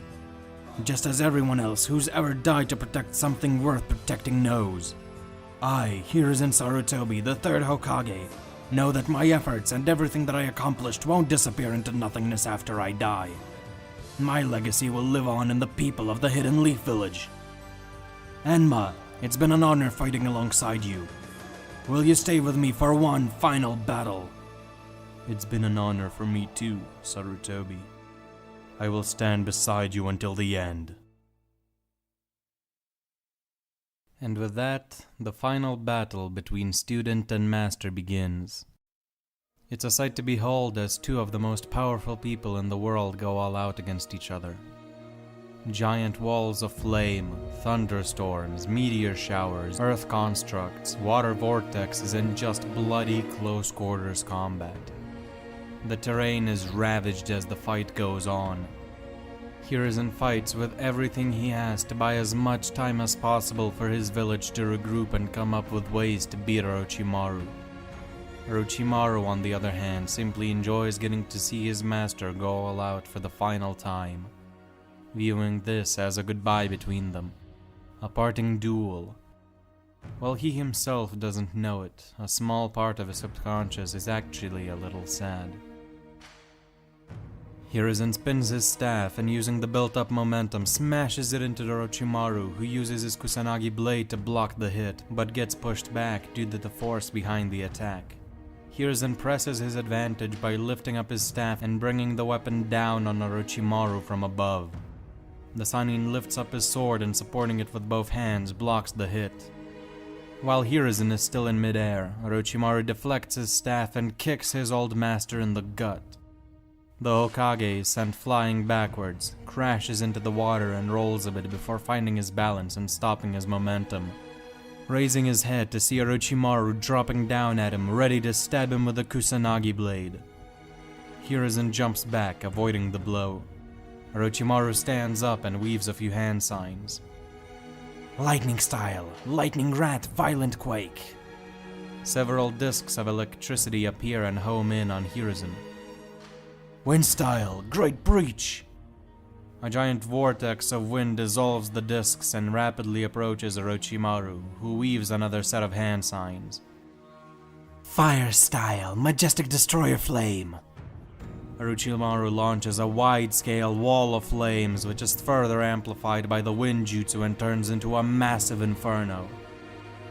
A drop of sweat makes its way down Hiruzen's wrinkled, worn-down face as he weaves a multitude of hand signs and crouches down, placing his hands on the water below.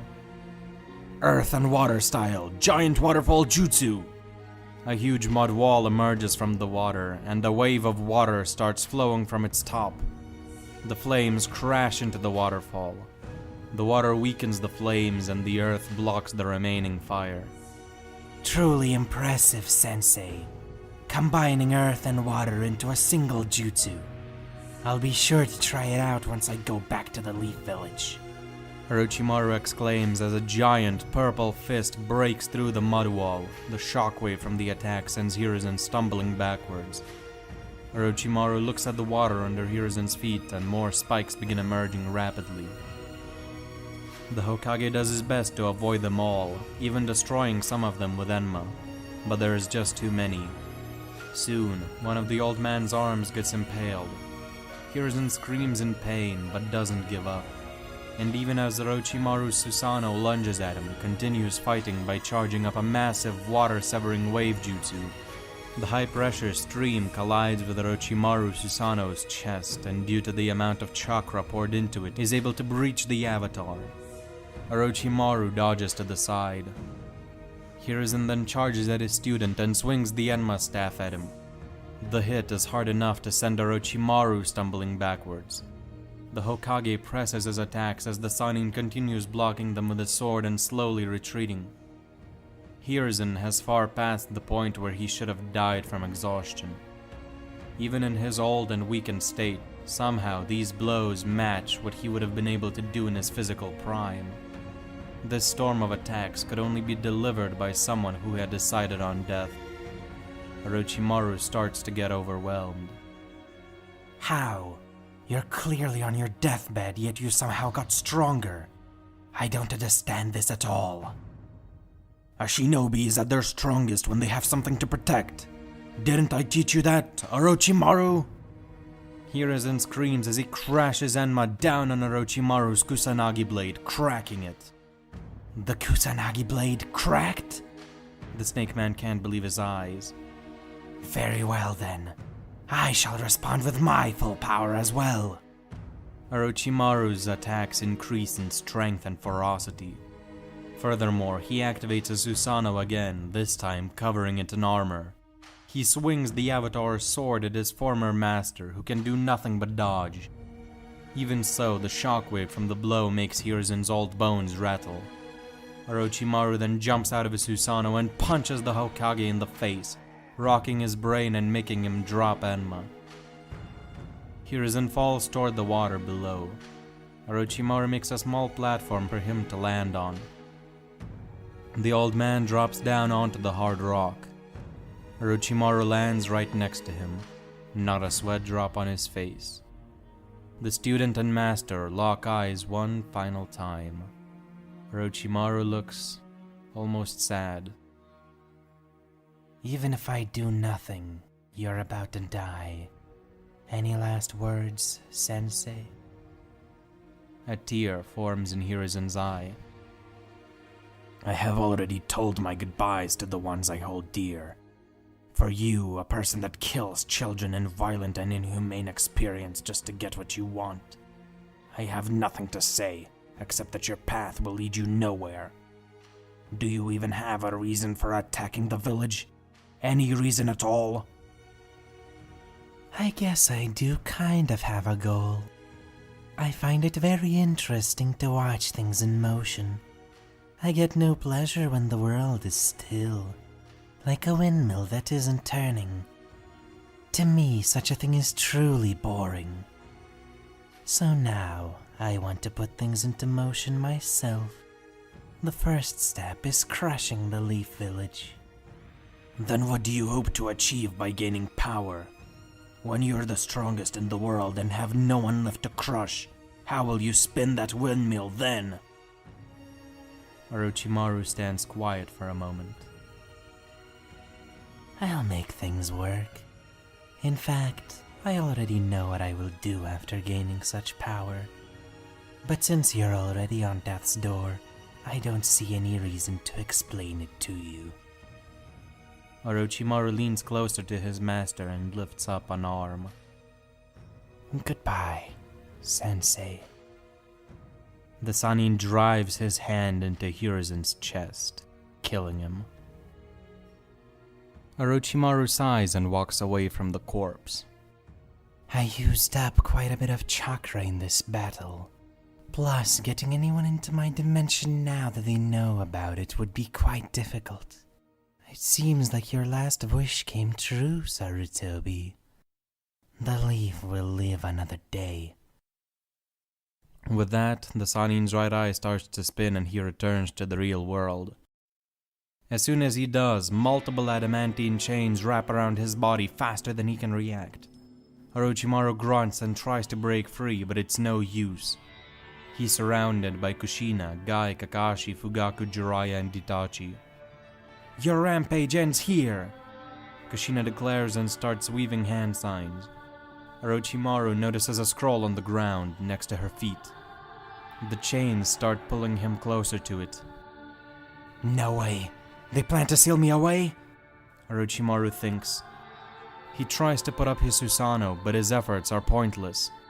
The adamantine chains suppress chakra.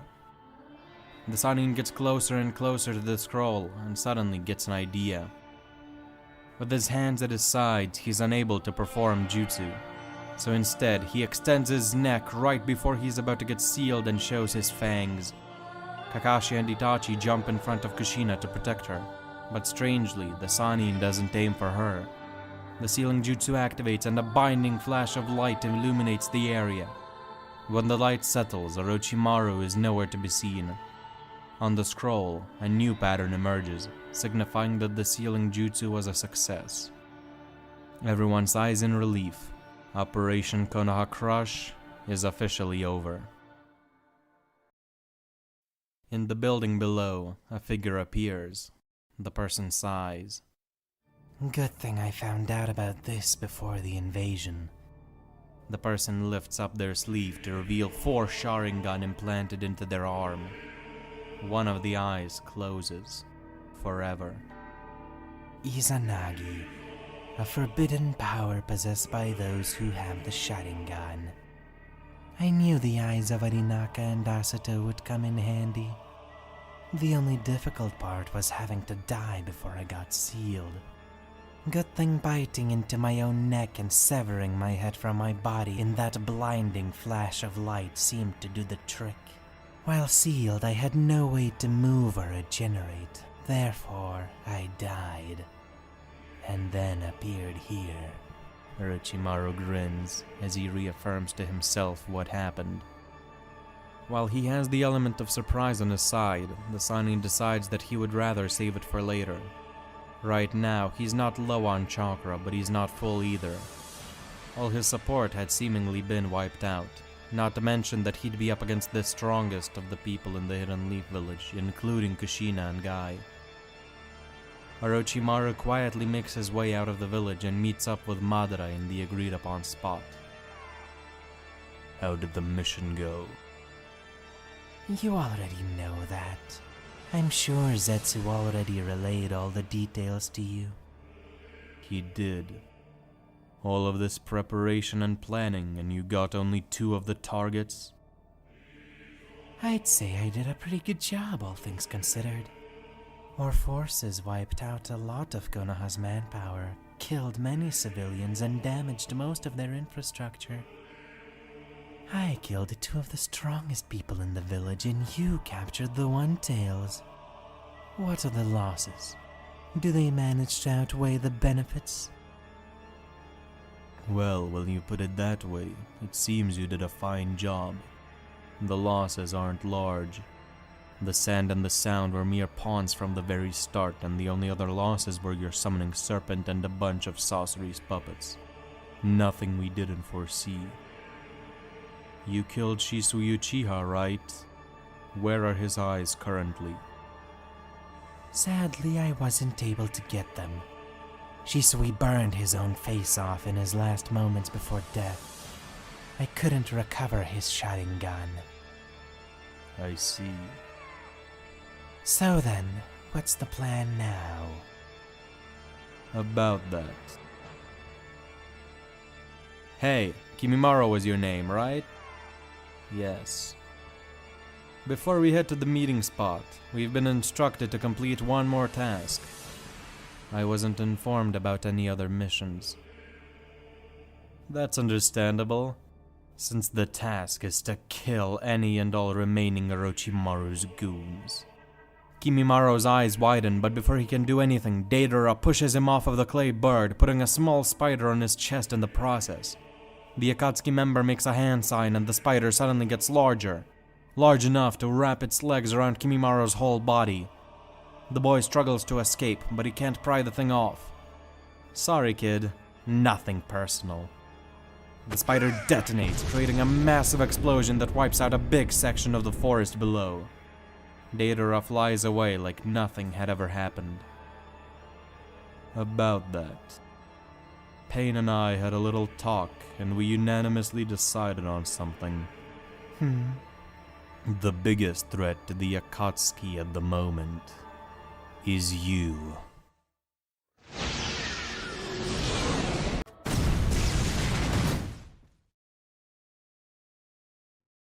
This is the moment where something I said in part 2 of this series comes into play.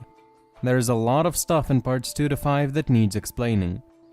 And there's also some crucial info for part 7 here too.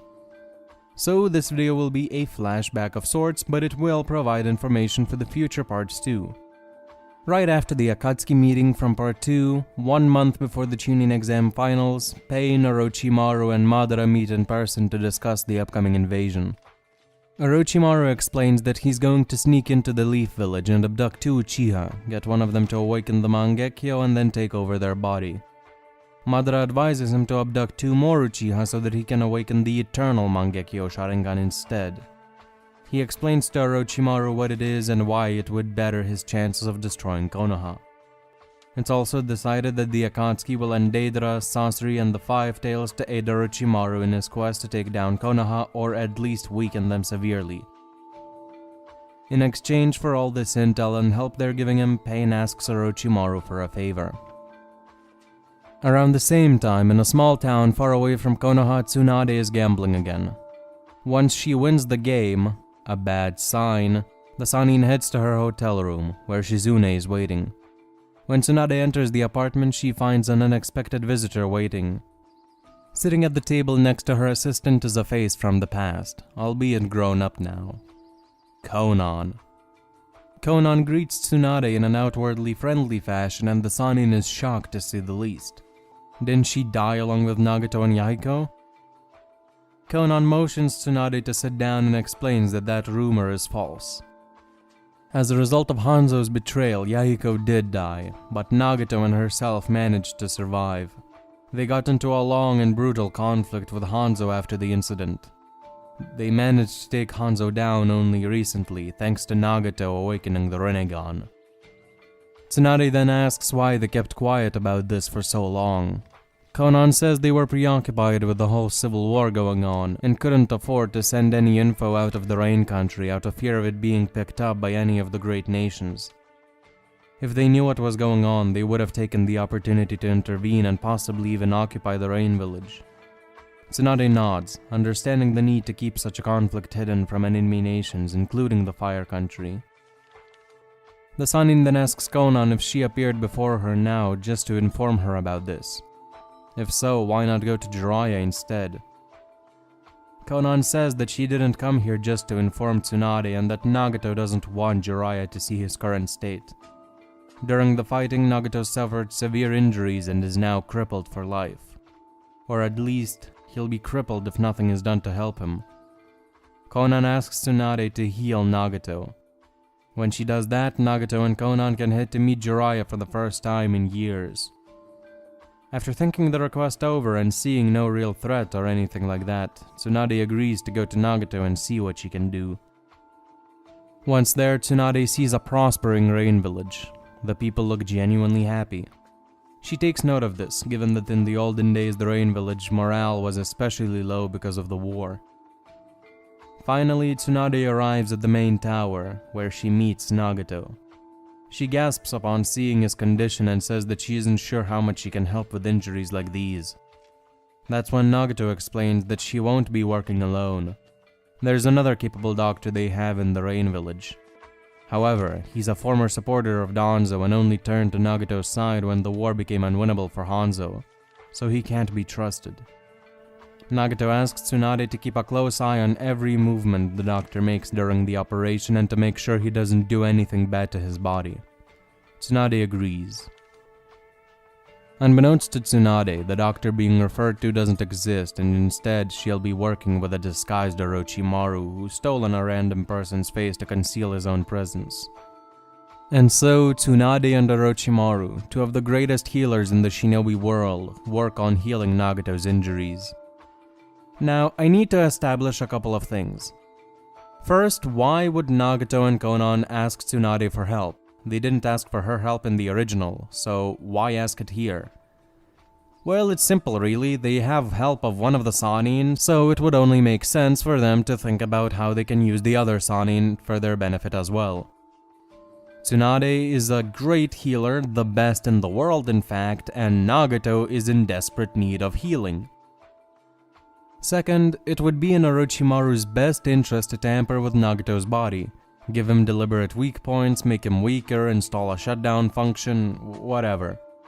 But Tsunade and Konan will be watching his every move carefully, and he does not have the Sharingan yet, so he cannot put them under Genjutsu to make them let him tamper with Nagato.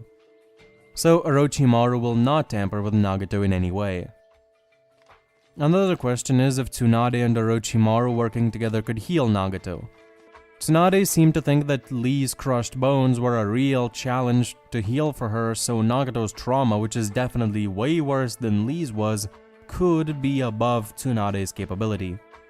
However, with time and Orochimaru on her side, she might be able to figure something out. I also think she might be able to activate her Byakugo seal and extend it over to Nagato just as Sakura did to Obito in the war and heal him that way. We've seen that it's possible for Nagato to heal by taking in massive amounts of chakra, and with Tsunade's Byakugo seal, she has plenty of that. Though Nagato's legs weren't healed when he absorbed Beast Chakra in the original, I'm pretty sure that Tsunade and Orochimaru could figure something out to heal his legs as well. Overall, I do think Tsunade and Orochimaru will succeed in their endeavor here. If not realistically, then at least for the sake of the story.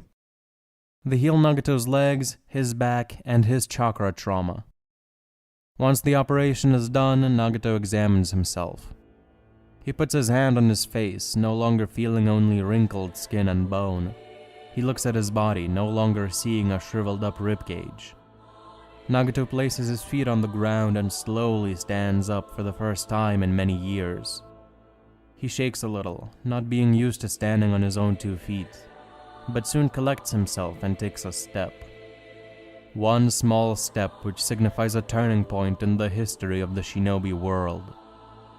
It's going to take a bit of time for him to get used to it, but he's healthy now. Nagato Uzumaki is back to full power. Suddenly, Zetsu emerges from the ground and congratulates Nagato on getting his body back. Madara warps into the room as well.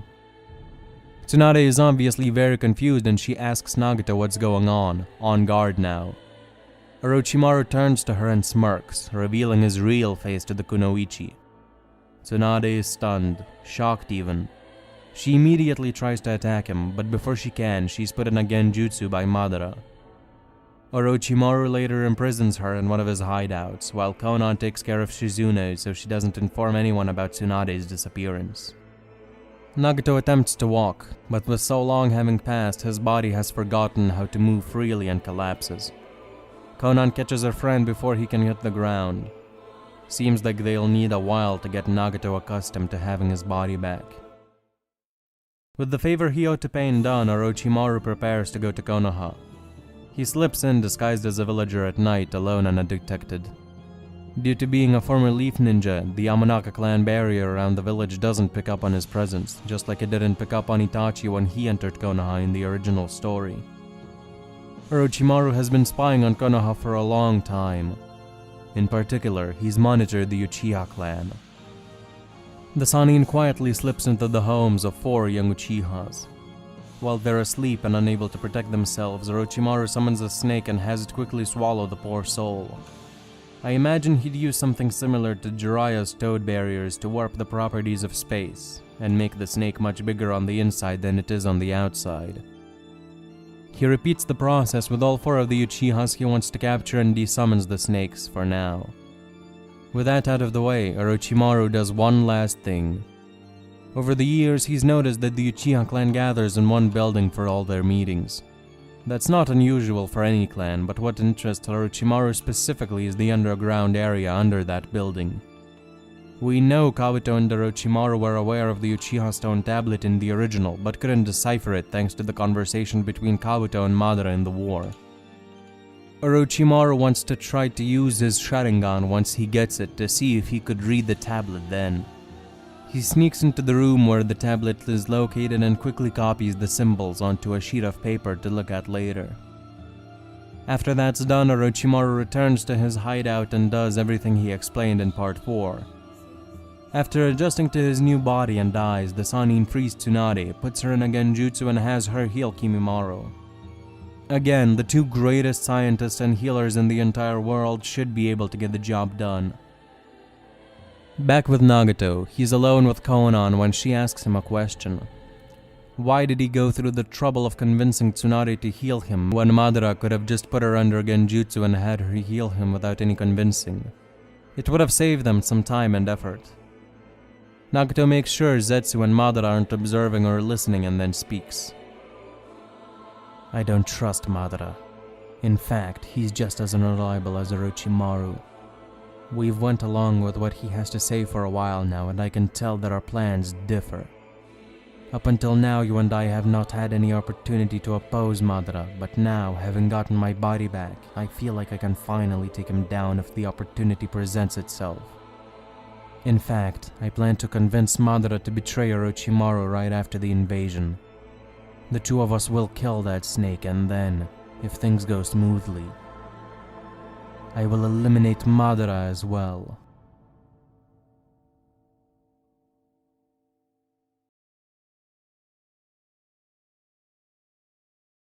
The biggest threat to the Akatsuki at the moment is you. Orochimaru's eyes widen as numerous missiles come flying at him at great speed.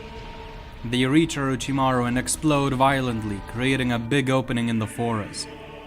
The Asura Path lands next to Obito, who's turned himself intangible to avoid being damaged.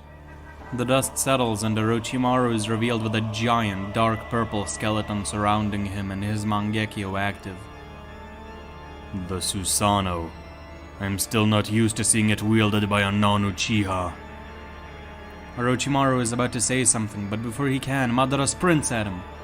The Snake Man doesn't have any time to think about what's happening as the masked man runs straight through his Susanoo and extends a hand at his real body. Shocked that his ultimate defense was seemingly just ignored, Orochimaru jumps back to avoid Madara's hand. But as soon as he leaves the Susanoo, two more figures attack him from behind. The Preta and Human Paths. He senses their presence at the last second and immediately weaves a hand sign for a fire-style jutsu. Suddenly, a wave of flaming ash bursts out of the Sannin, blowing everyone around him back and hiding him from view.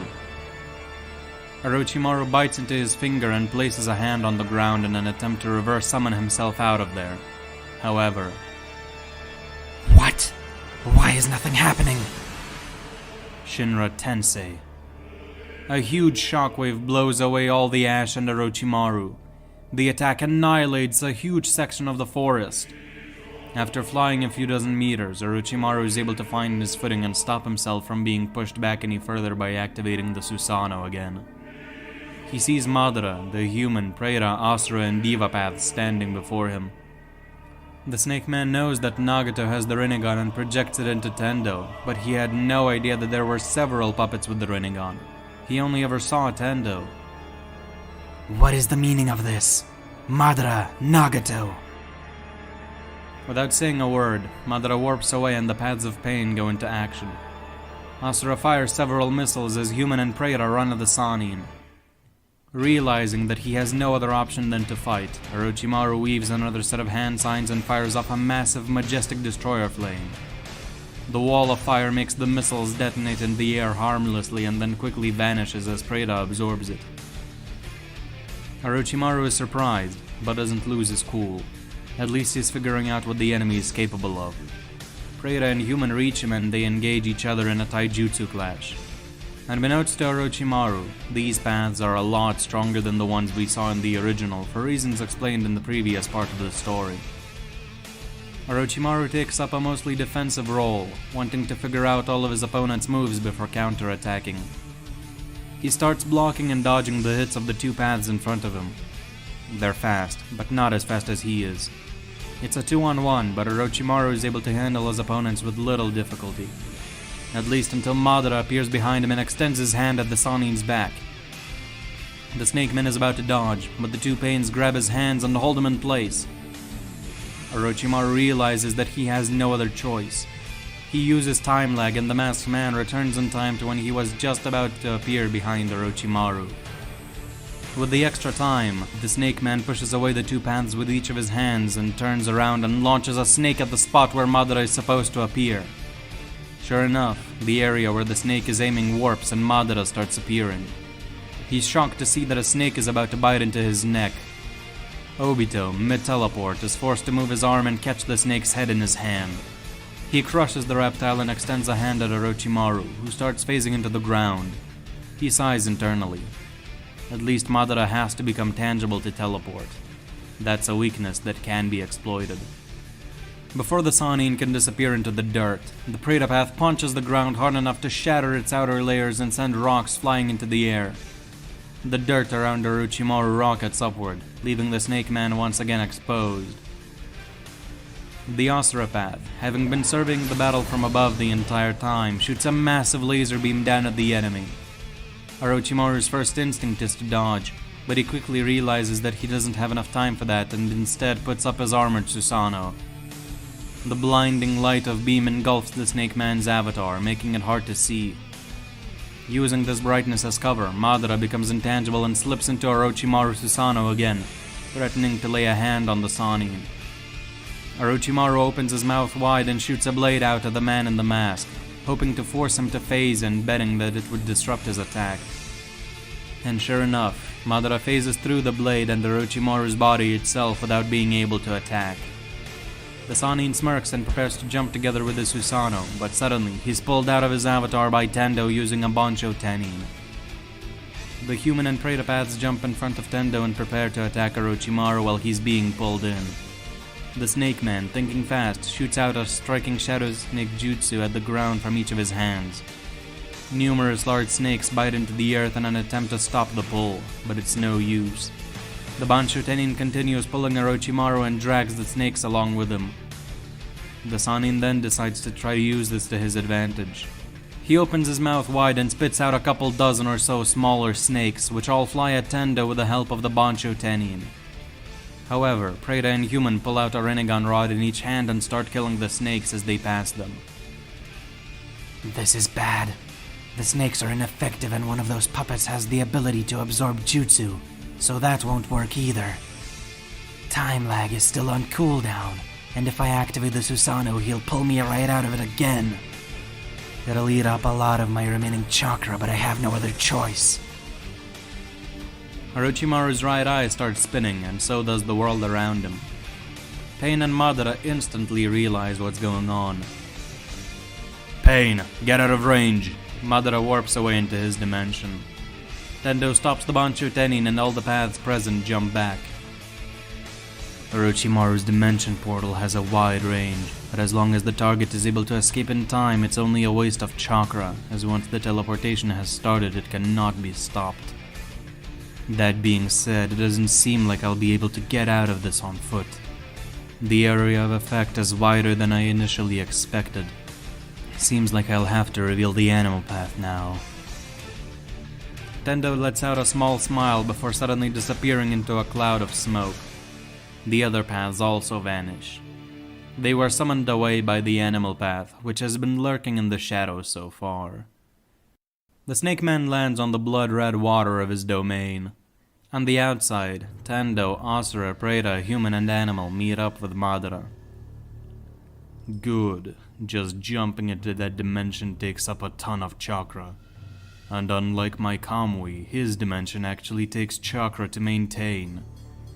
Inside of that dimension, Orochimaru can control pretty much everything.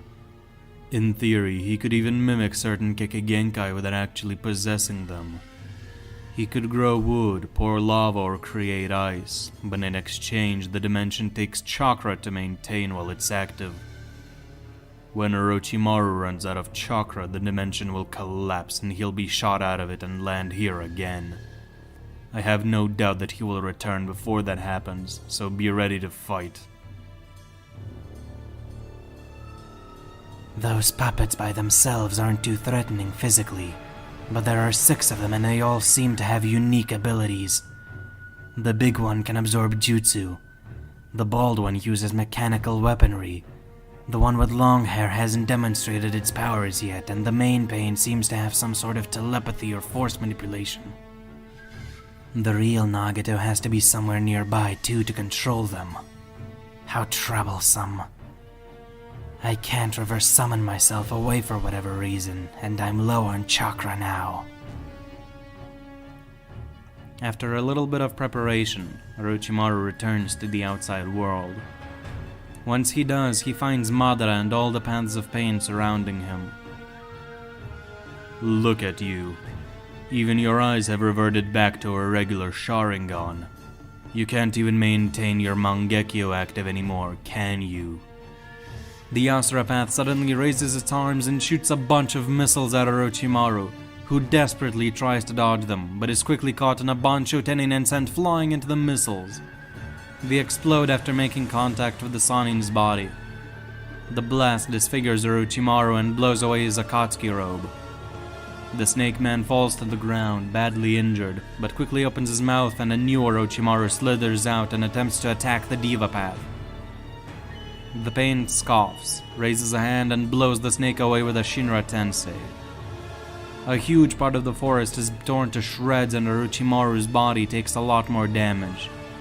He tries to regain his footing and stop himself from being pushed farther, but it's no use. The force of Pain's attack launches him backwards at least a few hundred meters before the Sanin's back hits a wall. Orochimaru collapses to the ground at first, but soon stands up and looks around. Behind him is a giant wall of red chakra. A barrier. Now I get it. You used a barrier to trap me here so you could finish me off without having to worry about me escaping. That's right. You see, Pain and I came to the decision to get rid of you during your invasion. We decided to get a few other Akatsuki members to help out as well. Using Nagato's ability to telepathically communicate over great distances, we informed them of our plans and had them rush over to this location. While you were busy fighting in the Leaf, everyone in the Akatsuki was doing their part. Right now, 4 of our members are maintaining this barrier. Sasori is currently immobile, but Deidara is busy hunting down any of your subordinates who've managed to escape the battle in Konoha. For the great Mother Uchiha and the invincible Pain to go to such lengths to kill me, I almost feel flattered. Face it, you're done. There's no way for you to win, nor is there a way for you to escape. We've made sure of that. I wouldn't be so sure. Orochimaru waves a few hand signs and opens his mouth to fire off a jutsu, but before he can, Tendo raises a hand and uses a Shinra Tensei to pin the Sanin to the barrier. The Asura Path raises an arm, which morphs into a cannon. The appendage starts glowing and a mere moment later, a massive laser beam shoots out of it and hits Orochimaru dead on, completely disintegrating his body. One eye down. Remember, he's most definitely using his Anagi to come back to life. Now we just have to wait and see where he reappears. It's a special barrier, so he can't get out of it, even if he rewrites his death. I want your sensory abilities to be on high alert. I know. The paths of Pain and Madara spread out a little and hop across the trees, scouring the forest in order to find Orochimaru. After a couple minutes, the Preta path lands on the ground. Suddenly, Orochimaru appears in front of it. One of his eyes closes, forever. He looks around and realizes that his Izanagi trick didn't work. Of course it didn't. He's up against the supposedly greatest Uchiha of all time. After the Preta path sees the Sanin appear, it jumps back a couple meters. Further away, the Diva path tells Madara where Orochimaru is, and all the paths head to the Snake Man's location while the Masked Man warps away. Orochimaru, seeing the Preta path alone, realizes that this is a great opportunity. He pulls out a sword from his mouth and rushes at the Pain. Preta tries to retreat, but it's no use. Even with a base Sharingan, Orochimaru is faster and manages to catch up. By the time the other paths arrive, Preta is already dismantled and Orochimaru is gone. Tendo closes his eyes. He uses his sensory capabilities to try to locate the Sanin. In a few seconds, he's able to pinpoint his location. Meanwhile, Orochimaru runs in a straight line. Soon, the walls of the barrier come into view. The Snake Man rushes at the corner. Once he arrives, he sees a man in a mask sitting down and making a hand seal on the other side of the barrier. Orochimaru turns around and runs in a different direction, following the wall to the next corner. Before he can reach it, Madara appears before him. There's no escape. The masked man lunges at the Sanin. Orochimaru ducks to the side and continues running, but before he can get anywhere, another barrage of missiles come flying at him from above. The Snake Man maneuvers through the trees and explosions as best as he can, managing to only lose one arm in the process, and continues running. The human and Diva paths jump down from the trees before him, and Tendo uses another Shinra Tensei to knock Orochimaru back right into the clutches of the Asura path. Asura grows a giant saw from its back and pierces Orochimaru's chest with it. The Sanin coughs up blood and opens his mouth. A new Orochimaru begins emerging from it, but before he can go anywhere, Asura's hands turn into cannons and fire off more lasers at the Sanin, blowing off one of his legs. The Snake Man collapses to the ground. Madara walks up behind him. I told you before, there's no point in struggling.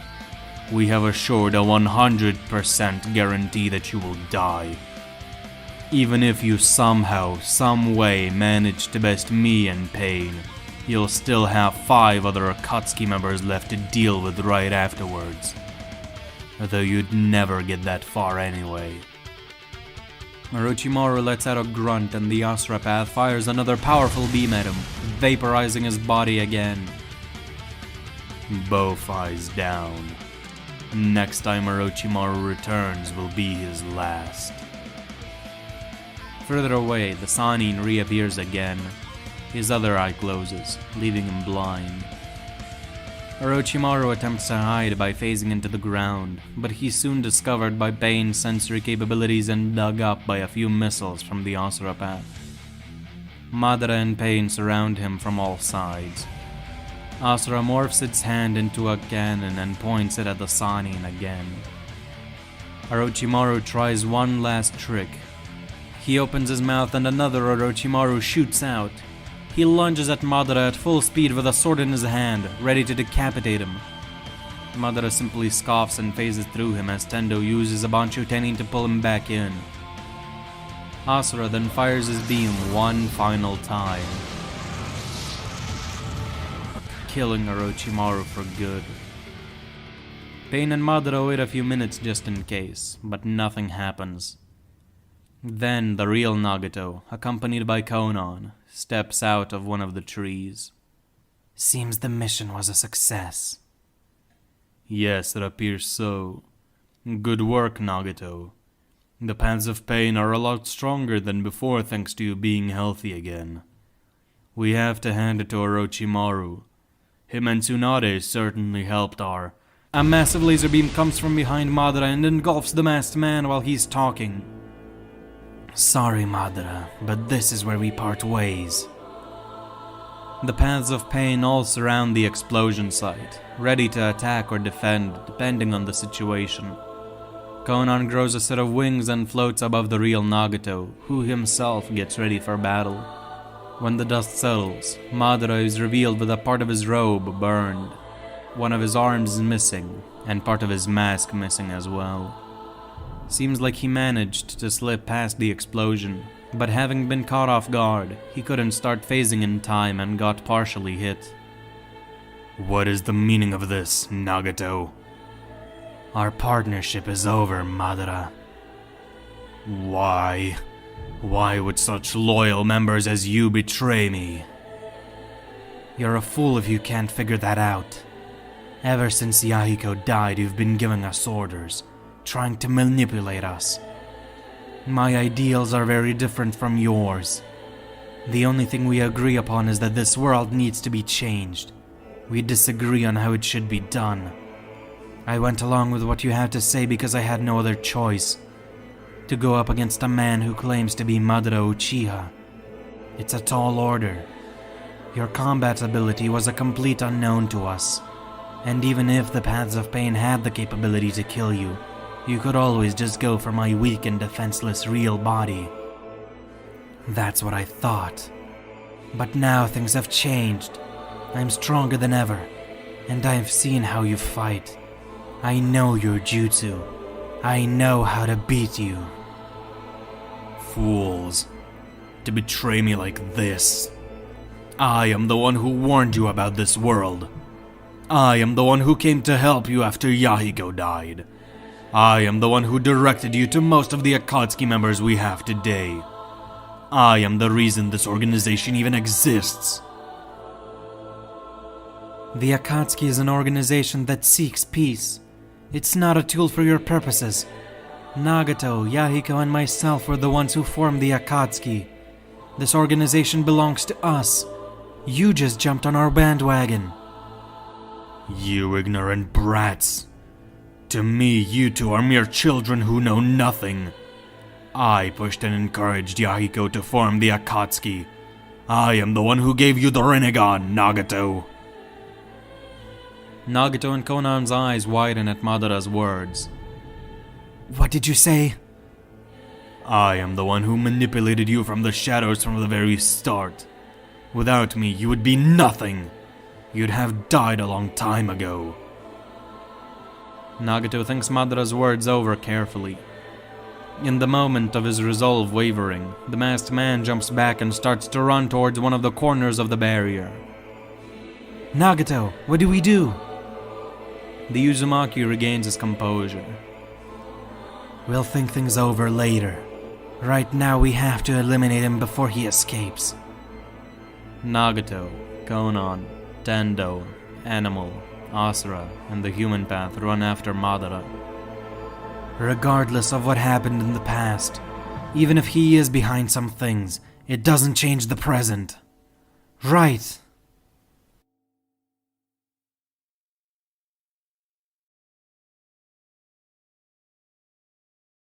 Obito runs across the forest at top speed, with Nagato and the sixpence of pain on his back. Konan lags a bit behind, unable to keep up with the two fastest members of the Akatsuki. Soon, one of the corners of the barrier comes into view. Nagato thinks what Madara is trying to do. He couldn't possibly be thinking of phasing through the barrier, could he? That should be impossible. So why do this? Suddenly, a thought occurs in his head. The masked man is going to get help from one of the other Akatsuki members. And Nagato realizes that at least 2 of the 4 members holding up the barrier are loyal to Madara and Madara only. They would surely support him over Nagato himself. The other 2, though, Nagato isn't exactly sure. Soon the small group arrives at the corner of the barrier, where Kisame is sitting with his hands forming a hand sign to hold up the crimson construct. He notices Madara and Pain approaching, and at first he thinks they're coming here to inform him of Orochimaru's state of being. However, that assumption is shattered when the masked man shouts, Kisame, get ready for battle! Pain and Konan have betrayed us! Kisame's eyes widen upon hearing this. Many questions make their way into the shark man's head, but he doesn't question the orders of Madara Uchiha and instead drops the barrier before gripping a sword. Madara lands next to him, and Nagato, along with the Peds of Pain, arrive soon after and surround the duo. Further away, Kakuzu and Hidan, 2 of the other 3 pillars of the barrier, realize that said barrier has been dropped. The 2 of them meet up and start heading toward Madara's location to see what's going on.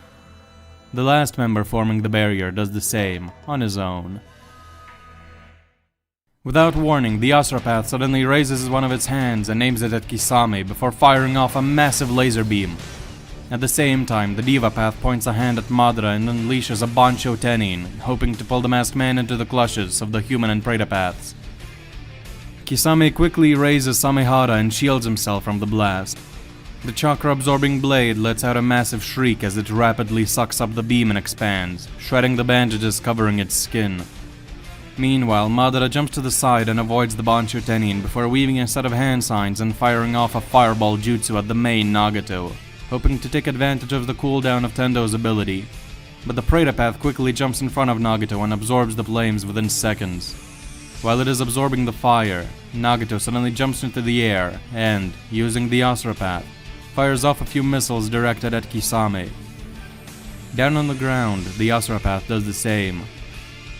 Kisame growls as 2 groups of missiles fly at him at great speed. He clamps his hands together and shouts, Water style, exploding water shockwave! A massive wave of water bursts out of the Sharkman's jaws and surrounds him, forming a dome of highly concentrated water around his body. The missiles fly into the water, and as soon as they collide with the liquid, they explode, dispersing the water, but leaving Kisame fairly unharmed. While Nagato is still in the air, Madara rushes to where the Uzumaki is about to land and prepares to attack him. However, Nagato stops himself in midair, using the Diva Path's telekinesis to levitate. He morphs his hand into a cannon and fires off another beam at the masked man. Madara phases through it, but as soon as the beam dissipates, the human and Preta Paths rush him from both sides and engage him in taijutsu clash. With 2 of them, and with Nagato soon landing on the ground and providing backup, Madara is left unable to counterattack and is put on the defensive.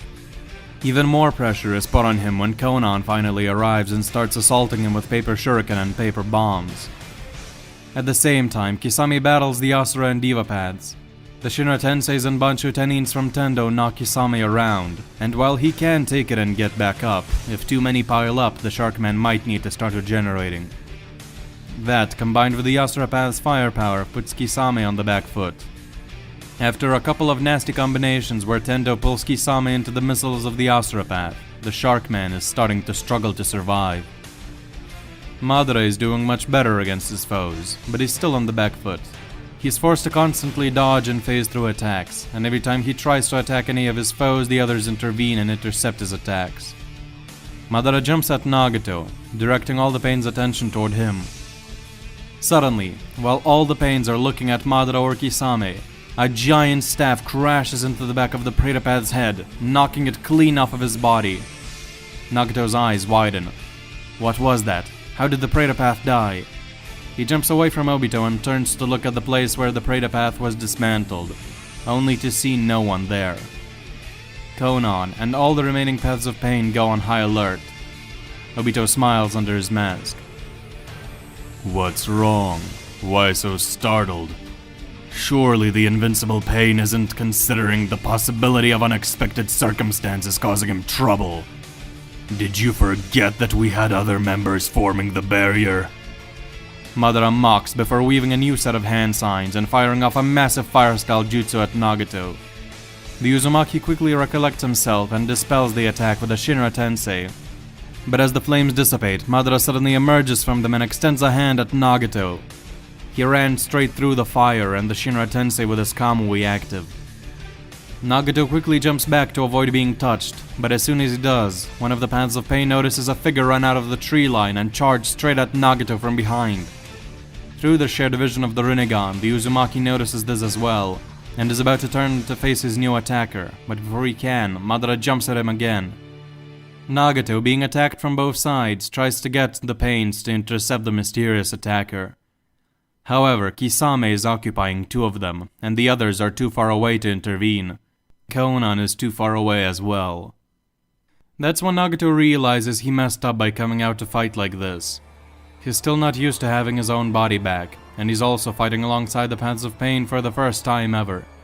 He struggles to control them efficiently while fighting with his real body at the same time, leading to both them and him fighting less effectively and efficiently than they should be able to.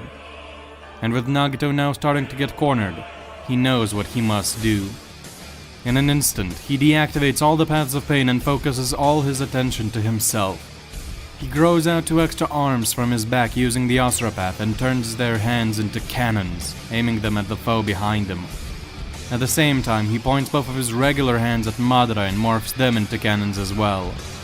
However, before he can fire, a dozen or so tendrils suddenly shoot out of the forest and wrap around the mysterious attacker, stopping his charge dead in his tracks. Two men emerge from the forest. What is happening here? The deep voice of Kakuzu rings across the battlefield. Why are Akatsuki members fighting each other? No idea, but I've been itching to kill some of you for a while now, so if this is a brawl to the death, count me in. Hidan declares. This distraction causes everyone to stop fighting for a moment. Madara and Nagato both jump away from each other to gain some distance. Nagato lands next to Kakuzu and Hidan. He shouts for Konan to regroup with them as well, and he also takes a moment to activate the Diva Path again, making it run over to their group as well, since Hidan and Kakuzu will recognize it as the leader of the Akatsuki and not Nagato's real body. At the same time, Madara, Kisame, and the mystery Akatsuki member, after having broken out of Kakuzu's hold, all regroup as well. Kakuzu looks over at Tendo. I will ask again, what is happening here? I shall explain everything in detail later, but for now, all you need to know is that myself and that masked man are both leaders of the Akatsuki, and our visions for this organization are radically different. That's why the battle started after we disposed of Orochimaru. I see. Are you the one who seeks out bounties for us to hunt down? I'm asking if you're the leader in charge of our finances. Yes, I am. Good. Then I shall assist you in exchange for 20% of the Akatsuki's total income from now on. Again with the money crap, Kakuzu? You really are a pain in the ass. Hidan whines and Nagato sighs. I accept the terms. Seriously? You're all a bunch of faithless heathens. Hidan scoffs before suddenly starting to walk towards Madara's group. What are you doing, Hidan? Isn't it obvious? I'm defecting to the other side. I hate you and our leader here for preaching nonsense all the time and interrupting my rituals. It's clear that none of you have any respect for Lord Jashin. Why, you little... Let him go, Pain tells Kakuzu. This fight is dragging on long enough. We can't risk losing more members. We'll cut our losses and retreat for now. This confuses Konan. But why? Nagato! The whole point of this was to kill him after we dealt with Orochimaru. A prolonged battle here isn't going to be worth it. Both sides might lose members, and if we do get the upper hand, with so many people on the other side, the chances of us being able to kill the man in the mask before he escapes are minimal. Our best course of action right now is to retreat and sort things out another time. Or am I wrong, Madara? Obito takes a moment to weigh his options. You are quite right. I never expected things to turn out the way they did. A divide in my Akatsuki. How ridiculous. Nagato, we shall undoubtedly battle again. I hope you are prepared to die when that time comes. Madara declares before opening a Kamui portal. Moments later, Obito, Kisame, Hidan, and the mystery member vanish. Nagato sighs. This was a complete failure. I need to master my own body properly before even thinking of engaging Madara again. You keep calling him Madara. Is that true? Maybe I chose the wrong side after all. Kakuzu murmurs. I assure you that man is nowhere near as strong as the legends make him out to be. Or rather, he isn't anywhere near as powerful as he used to be. Like I said, I will inform you of all the details later. For now, I need to contact Deidara and Sasori before Madara does. Having them on our side would be better than having them side against us and along with Madara. With the Akatsuki properly having split into two, both sides take some time to regroup. Back in the village, the Leaf Shinobi work hard to rescue civilians from rubble and debris, as well as treat the wounded. Many ninjas and civilians have been poisoned by Sasori's puppets. Since Tsunade is gone and Sakura isn't her student in this timeline, those poisoned will eventually die a slow and painful death.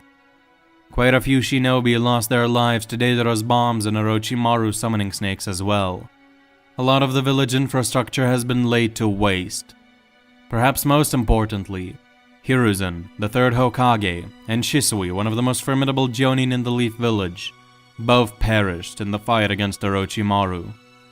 There are also many shinobi who have been injured beyond repair and will never be able to go on duty as ninjas again. Overall, though the village hasn't been wiped out, the losses are still massive. The Sound and Sand shinobi lost many lives as well, and the few that remain are swiftly imprisoned.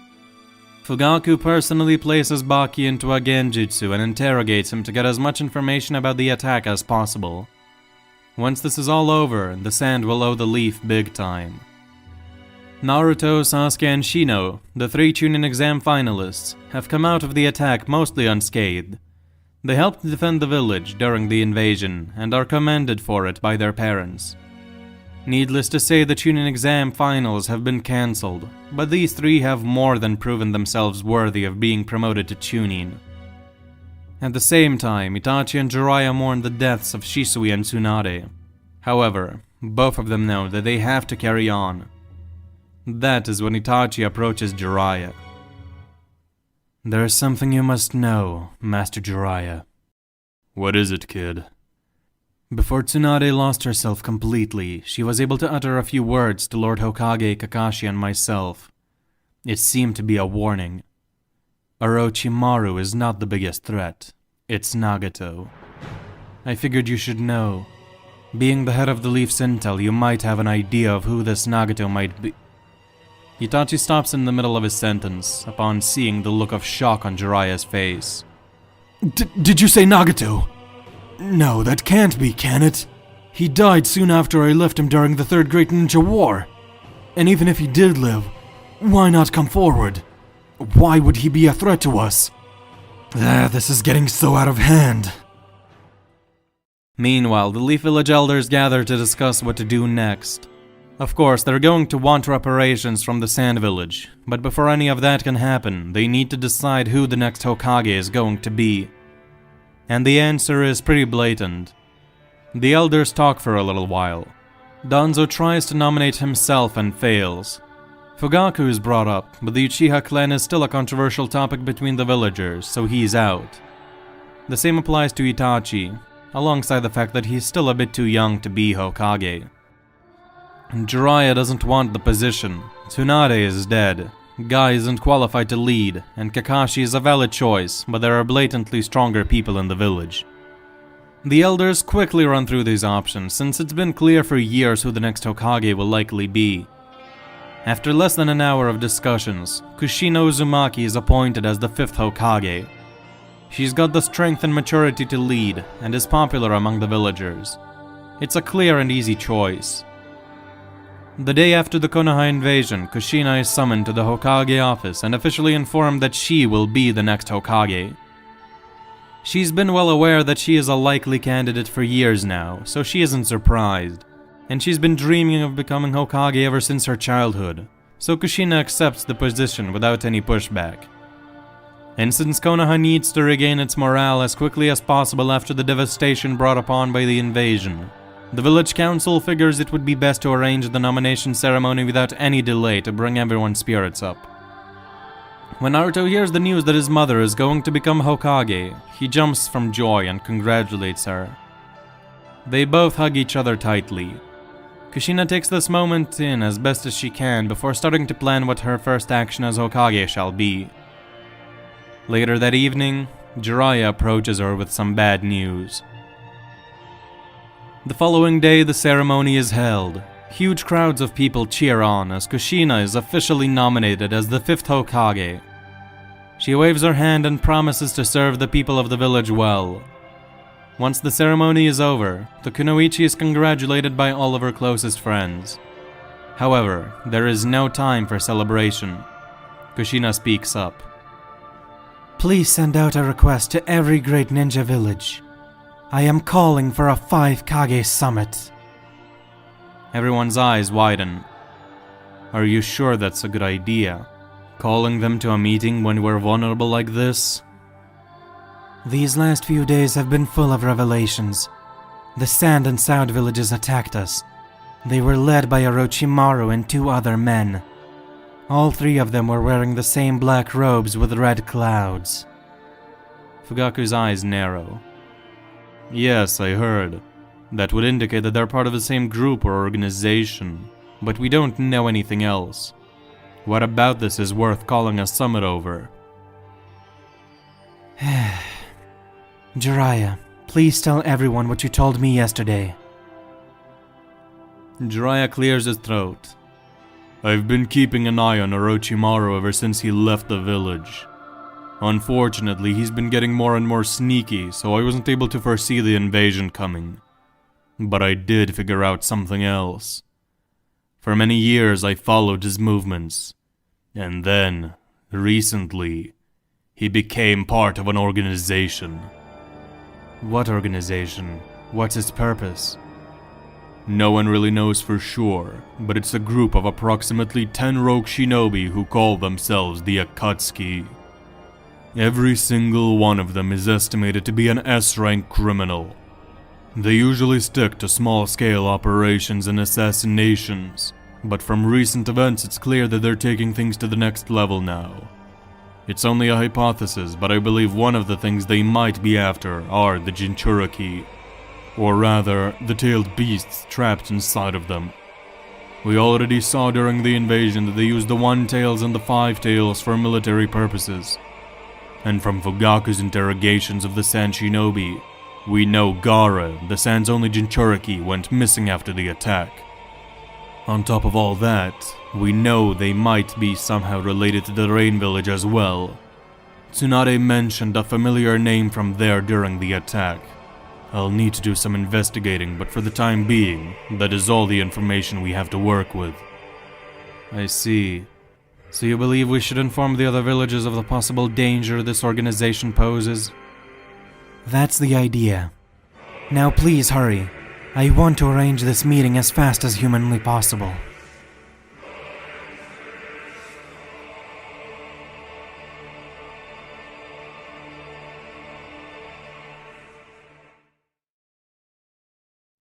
Far away from the village, on the battlefield where Orochimaru seemingly perished, two figures meet up.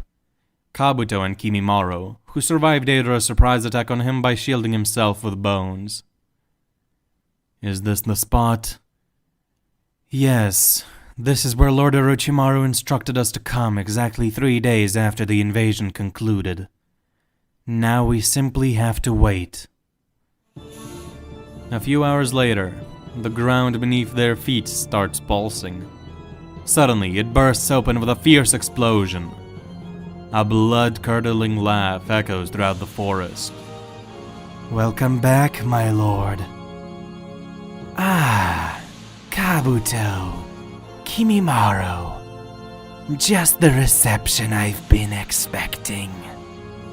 So, they really betrayed us, eh? Just as you foresaw. Of course. I knew the moment I gained too much power they would turn against me. That's why I prepared. The man rolls up one of his sleeves, revealing 2 Sharingan eyes still open on his arm. Seems not even Madara knew about this arm of mine. He saw me use 2 Izanagi and thought that was it. What a fool. It was a bit of a bother, but I did manage to save my Mangekyo eyes as well. He says before gouging out his now blank eyes from using his Izanagi, and implanting the 2 active Sharingan from his arm into his eye sockets. Orochimaru opens his eyes. Ah, much better. So what now? Without the Akatsuki's support, what will our next move be? That's a good question. My goal used to be to become immortal, and a secondary goal of mine was to gain the body and power of an Uchiha. After achieving both, I pondered what my next step would be. But then I came across some interesting information in the Uchiha compound. You see, they have this interesting stone tablet that can only be read with a Sharingan. I read a part of it, and I must say it was most enlightening. Really now? So, what information did you uncover? What will our next step be? My dear Kabuto, your curiosity is one of my favorite things about you. To answer your question, I am going to become the next sage of the 6 paths.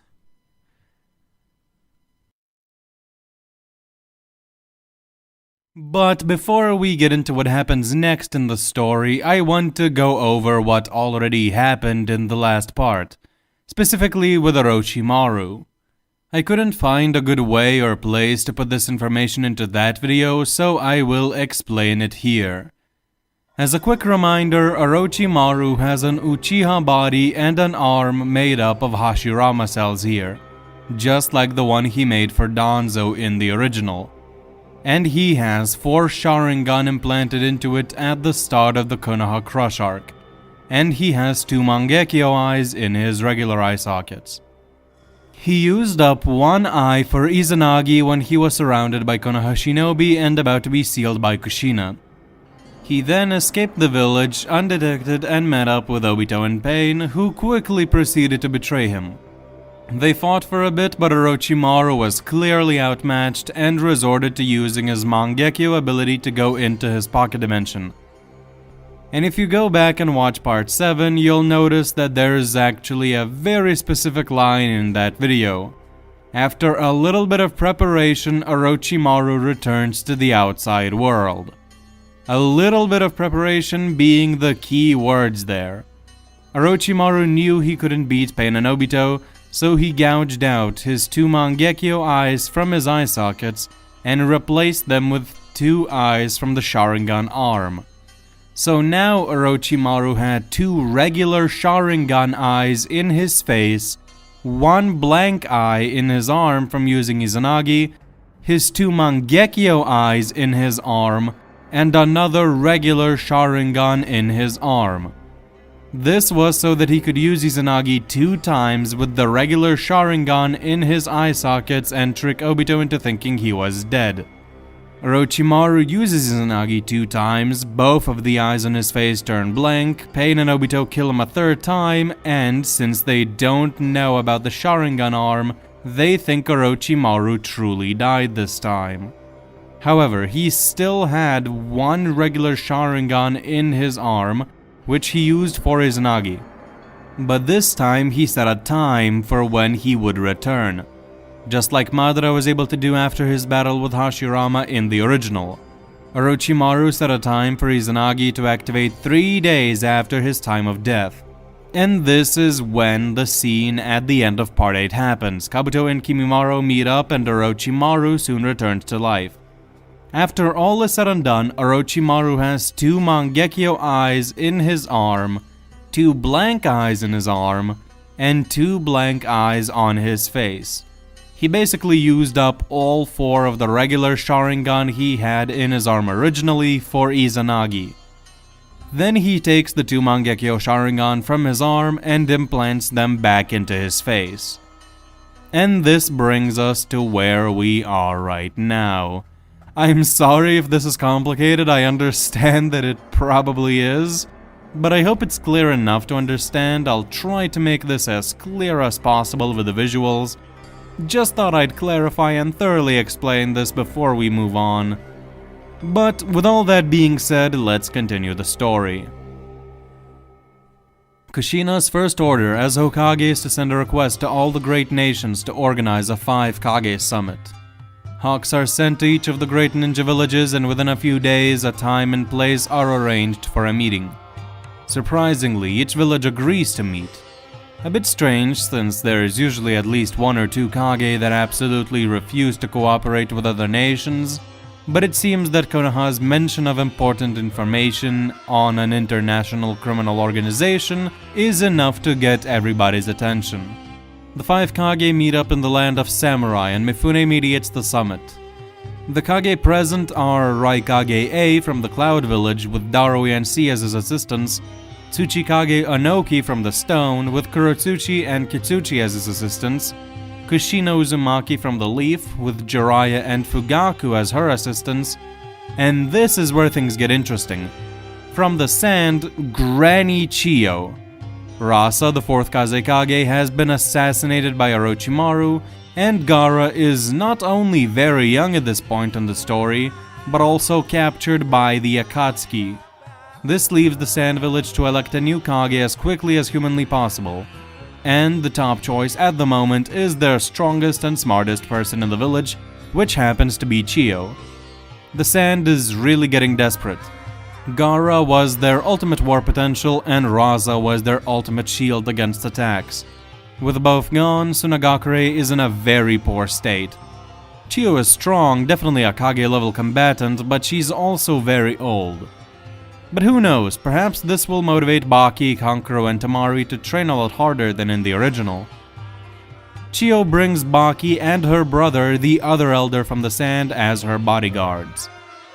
And, last but not least, from the Blood Mist village, the 4th Mizukage, Yagura. Remember, this takes place during Part 1, after the Konoha Crush arc, and Mei came into power not long before the start of Shippuden. At least that's what was displayed in some of the filler. Meaning Yagura is the current Mizukage. His assistants are a shinobi with bandages all over his face, and another random ninja. I would also like to take the time to remind you that Kushina, being a jinchūriki, has been kept secret in this timeline, so no one from the other villages has knowledge of her possessing the 9 tails inside of her. Yagura, on the other hand, seems to have been well known for having control over his tailed beast. At least that's what Danzo implies in the original. so him being a jinchūriki should be common knowledge. Anyways, let's get back to the story. The meeting starts off with A and Inoki making fun of the Leaf and Sand villages for their previous Kage dying off, and the Sand for having appointed someone so old to the position of Kage, as well as having lost their tailed beast. The Raikage is the biggest culprit of this. The Sand is really getting desperate, isn't it? Bringing in a living skeleton to lead them. Oh, bite your tongue, Mr. Muzzlehead. I'm still in my prime. Chiyo quips back. The Raikage is about to retort, but before he can, Kushina interrupts the conversation. The Sand has been taken advantage of and weakened greatly by the very organization I called you all here to discuss. If you're not careful, the same thing that happened to the Sand could very well happen to one of your villages next. What did you say? Calm down, Raikage. Let's hear the woman out. I'm curious to know more about this rumored organization that apparently poses a threat so great that you felt the need to call a summit over its existence. Thank you, Lord Tsuchikage. Kushina proceeds to explain to the Kage what Orochimaru did to the Sand Village, how he attacked Konoha, how they sealed him away, and how he was assisted by some members of the criminal organization known as the Akatsuki. She also tells them all the information Jiraiya had previously told the shinobi of Konoha, and she finishes it off by informing the Kage of a possible connection between the Akatsuki and the village hidden in the rain. Since the Sannin are well respected and Jiraiya is known to be a traveler, this information, having come from him, plays a part in the other Kage taking it seriously. I see. Seems like quite a pressing matter indeed. From what I understand, your main message is for us to protect our jinchūriki, correct? Being a jinchūriki myself, I cannot overlook this obvious threat to the safety of my village, as well as my own life. Precisely. That is why I believe we should take action. At the very least, we should all give considerably more attention to protecting our jinchūriki. If possible, I would also like to organize a joint defense against the Akatsuki. So what? You want all the nations which have been at war for decades to suddenly come together and face this threat that we aren't even sure is worth fussing over? With all due respect, Lord Tsuchikage, Konoha was attacked by 3 of their members, and those 3 proved to be extremely threatening and dangerous shinobi. Orochimaru, one of the legendary Sannin, was one of them. Another one was a puppet master with enough skill to control 100 puppets at once.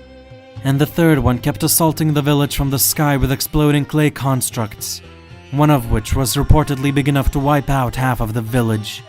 If it wasn't for our Jonin and Hokage, the village would have fallen. Now imagine there are 9 of these people. Upon hearing this, Inoki's eyes narrow. This person throwing explosions. Did you see his face by any chance?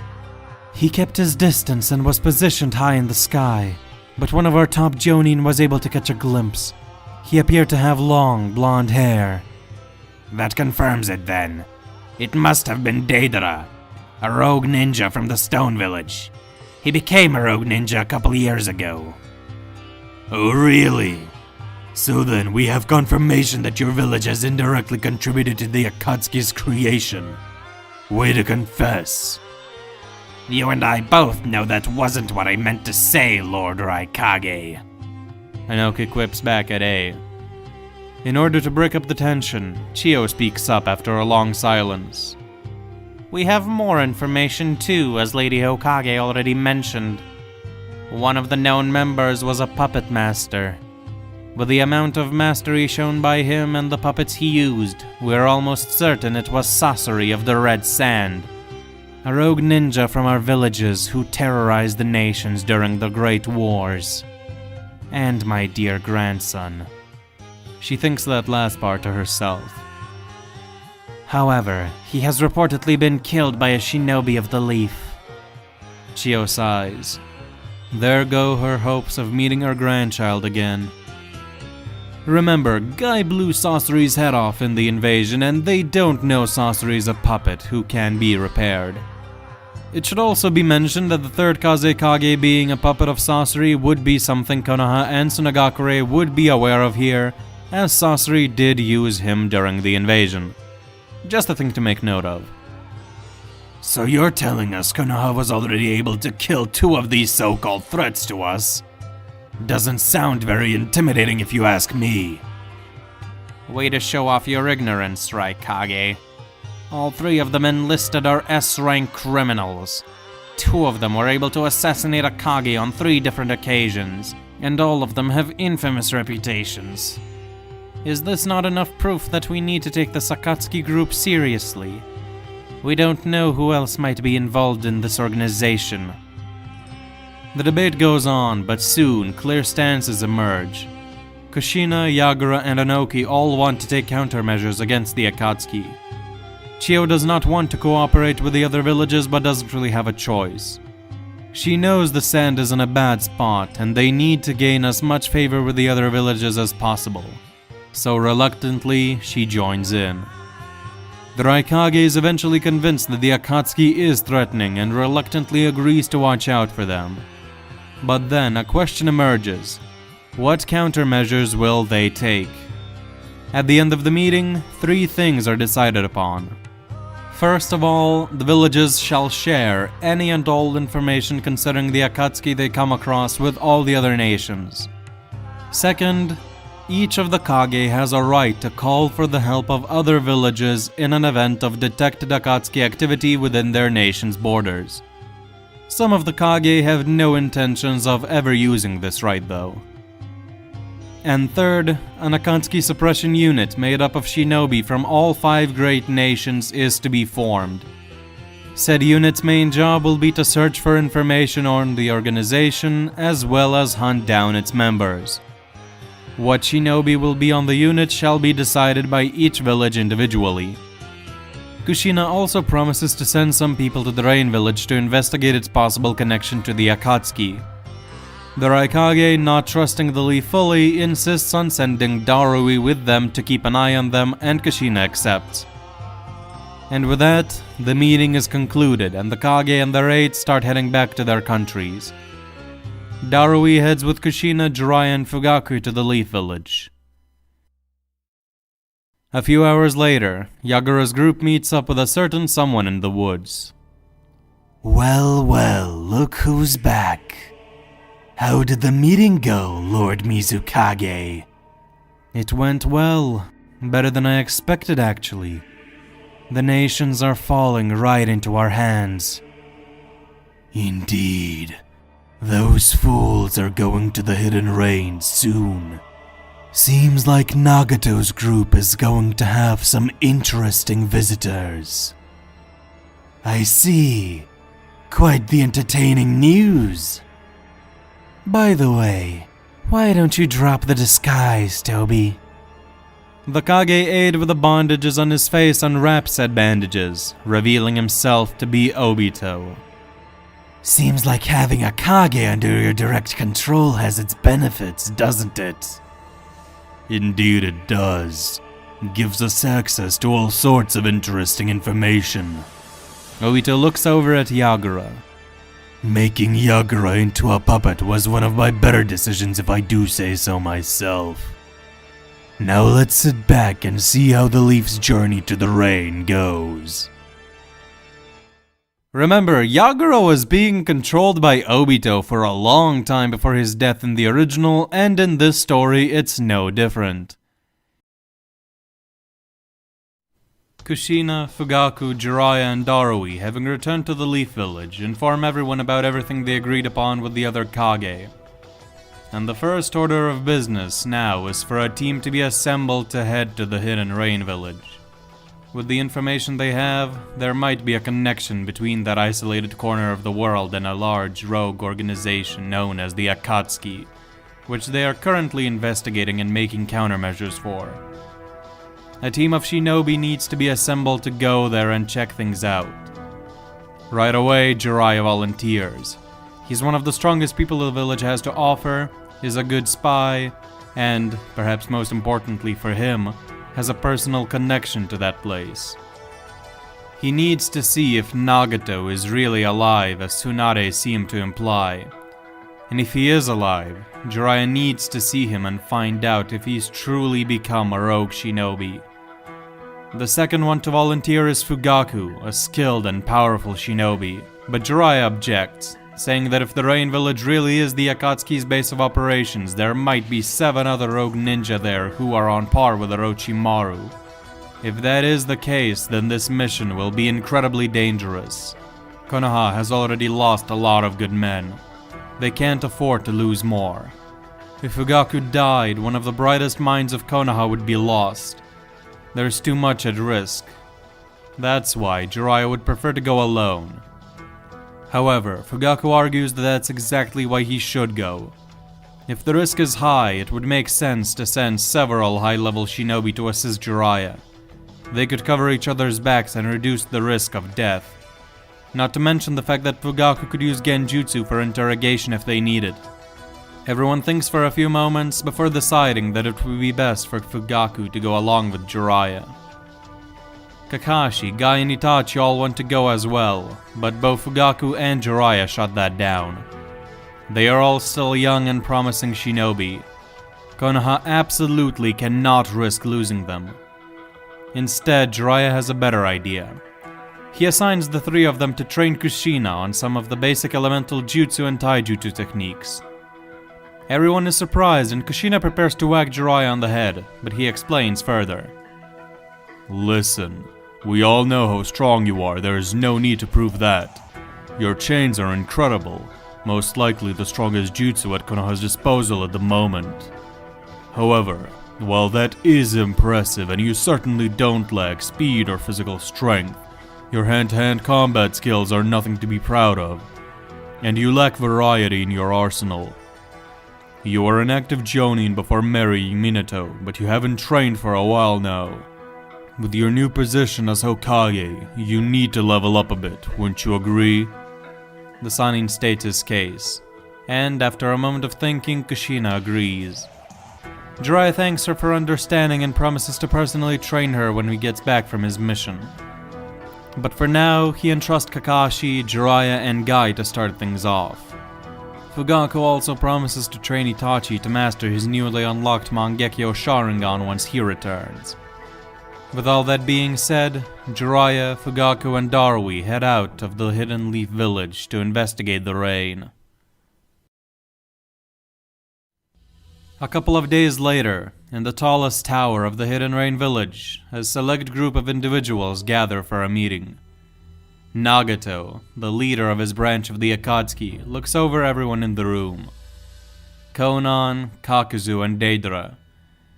Nagato's situation is rather unfortunate. Madara took with him more than half of the organization. Kisame, Hidan, Yagura, and Zetsu are all pawns in his hand. Even Sasori was taken by them, according to Deidara at least. The artist explained that when he was flying to meet up with Nagato after Konoha Crush, a masked man suddenly appeared behind him and grabbed Sasori's puppet body. He tried to talk to Deidara, but the artist, thinking he was under attack, jumped off of the bird and detonated it, creating a large explosion. When it dissipated, the masked man and Sasori were nowhere to be found. Deidara was acting out of instinct more than anything else. He thought he'd kill them at first, but after meeting up with Nagato, he was told that he was likely attacked by Madara, and that there was no possible way an explosion could have killed him. The masked man likely teleported away before the smoke could settle, giving off the impression that he'd been destroyed. In any case, this meant that Madara now had his hands on Sasori as well. He would likely recruit him into his own version of the Akatsuki. Nagato's group is outnumbered. That's partially why Nagato called this meeting. And now, here they are. Nagato, Konan, Deidara, and Kakuzu.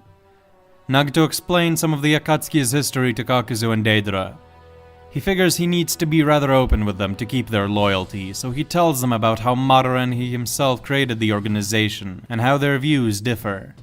With that being said, the Uzumaki tells everyone in his group to treat the other Akatsuki as enemies and moves on to the next order of business. Their goals have not changed.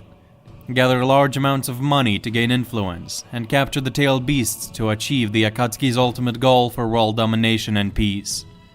To accomplish that, new teams will be formed. Deidara will partner up with Kakuzu, and Nagato himself will partner up with Konan. The two teams will do their own separate tasks. Kakuzu and Deidara will gather funds for the Akatsuki by taking up missions for smaller villages. They will also search for information on the Jinchūriki on the side. Nagito and Konan will primarily search for and capture Jinchūriki from the shadows. Nagito also makes sure to give Kakuzu and Deidara a run-on-site order concerning Madara Uchiha. Nagito is the only one in their group capable of handling him. If anyone else encounters the masked man, they have to flee immediately. Before the meeting can go any further, Nagito's eyes widen. Konan notices Nagito's shift in attitude right away. What's wrong, Nagito? Someone has stepped foot inside my reign. 3 people, in fact. From the feel of their chakra, they're very powerful. Really? How would you know that? The never-ending reign of Omegakure is actually a jutsu that allows Nagito to sense anyone who steps foot inside of it. And it's active all the time. He keeps watch over the village this way. Quite an interesting sensory jutsu. Who are the intruders? That's what we're about to find out. Konan, I shall stop the rain. When I do, fan out and track down the trespassers. The rest of you stay here for now. Your style of fighting is not very well suited to the Rain Village terrain. Meanwhile, on the outskirts of the village, Jiraiya, Fugaku, and Darui travel around town, carefully conducting questionings of locals. Through this, they find out that Hanzo of the Salamander is no longer the leader of Omegakure, and the Rain Village is not divided anymore either. Something strange and drastic must have occurred. That's when an old granny mentions someone called Lord Pain. This instantly gets the traveler's attention. Who is this Pain figure? They conduct some more questioning and even capture 2 Rain Village genin to extract information from. After Fugaku puts one of them into a genjutsu, he begins talking, explaining everything that he knows about the Rain Village. About this Pain person. Apparently, he conquered the hidden Rain Village and killed Hanzo of the Salamander all on his own. This shocks the group. Hanzo was a legendary warrior who even rivaled the 5 Kage in terms of his combat ability. One might even say he surpassed them. Jiraiya's personal experience with him puts things more into perspective as well. To kill a shinobi as powerful as Hanzo. Just who is this Pain to accomplish such a feat? The group begins to feel like this might be beyond the scope of anything they could have imagined. At the same time, Konan reports back to the group of Akatsuki. I have located the intruders. One seems to be from the hidden Cloud Village. Another one is Wicked Eye Fugaku from the Leaf. And lastly, one of the legendary Sanin, Jiraiya. They seem to be heading to the northern side of the village. Jiraiya, Why are the Cloud and the Leaf here together? This seems quite unusual. We'll figure it out at a later date. The northern side of Omegakure is less inhabited than the other parts of town. Kakuzu, you and the Paths of Pain shall confront them there. We will drive them out of the village and into the open. Deidara, you patrol the north, and when I give the signal, drop a C3 bomb on the enemy. Konan, stay back and watch them during the battle. If any of them try to escape, your task is to chase them down and direct them toward the outside of the village. Is everything clear? The 3 Akatsuki members nod in unison. Very well. Let's move out. The Konoha and Cloud Ninja continue to explore the vast labyrinths of the Rain Village and run into a wide corridor. Just as they start running down this hallway, they see a dim light in the distance. In an instant, the small light turns into a giant laser beam and encompasses the entire hallway. The beam vaporizes every inanimate object in the hallway, burning its thick walls, floor, and ceiling, making the place even darker than it already was. The Asura Path has arrived and shot a massive beam, hoping to catch the group by surprise. But, as the beam dissipates, the path sees a giant flame avatar covering the group. Thanks, that was a close one. Seems we have company. Save the gratitude for after we get out of this alive. The three shinobi get ready for battle. The Asura path lets out a sigh. Another Susanoo to fight. How annoying. Thankfully, Fugaku drops the avatar pretty quickly to conserve stamina. Asura raises a hand and sends out several missiles at the group. Go, I'll cover you. Darui shouts as he unleashes a laser circus jutsu. At the same time, Jiraiya and Fugaku charge forth. They run behind the lasers, which collide with the missiles, making them explode harmlessly in the air, and freeing up the way for the two Konoha shinobi to make a dash for Asura. In response to this, the path quickly throws off its Akatsuki cloak and grows 2 extra arms and faces. However, in the time it takes for the path to do this, the 2 leaf ninjas are already on top of him. Jiraiya forms a Rasengan in his hand while Fugaku summons a sword from the marking on his glove. Asura is forced to jump back to avoid getting hit. It morphs 2 of its hands into cannons and fires off 2 massive laser beams. Fugaku activates his ribcage Susanoo once again to shield the duo. And right after the beams dissipate, Jiraiya jumps out at the Asura path with a massive Rasengan in his hand. Asura morphs his 4 other hands into cannons and fires off 6 lasers at once, which clash with the Rasengan. The hallway is torn apart by the force of the clash and bursts open, revealing a wider room above the fighters.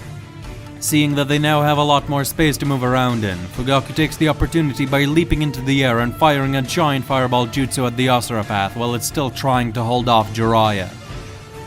But, to everyone's surprise, a new figure suddenly appears behind the Asura path and jumps at the flame jutsu, extending its hands at it and absorbing the fire. 2 of them? Fugaku's eyes widen.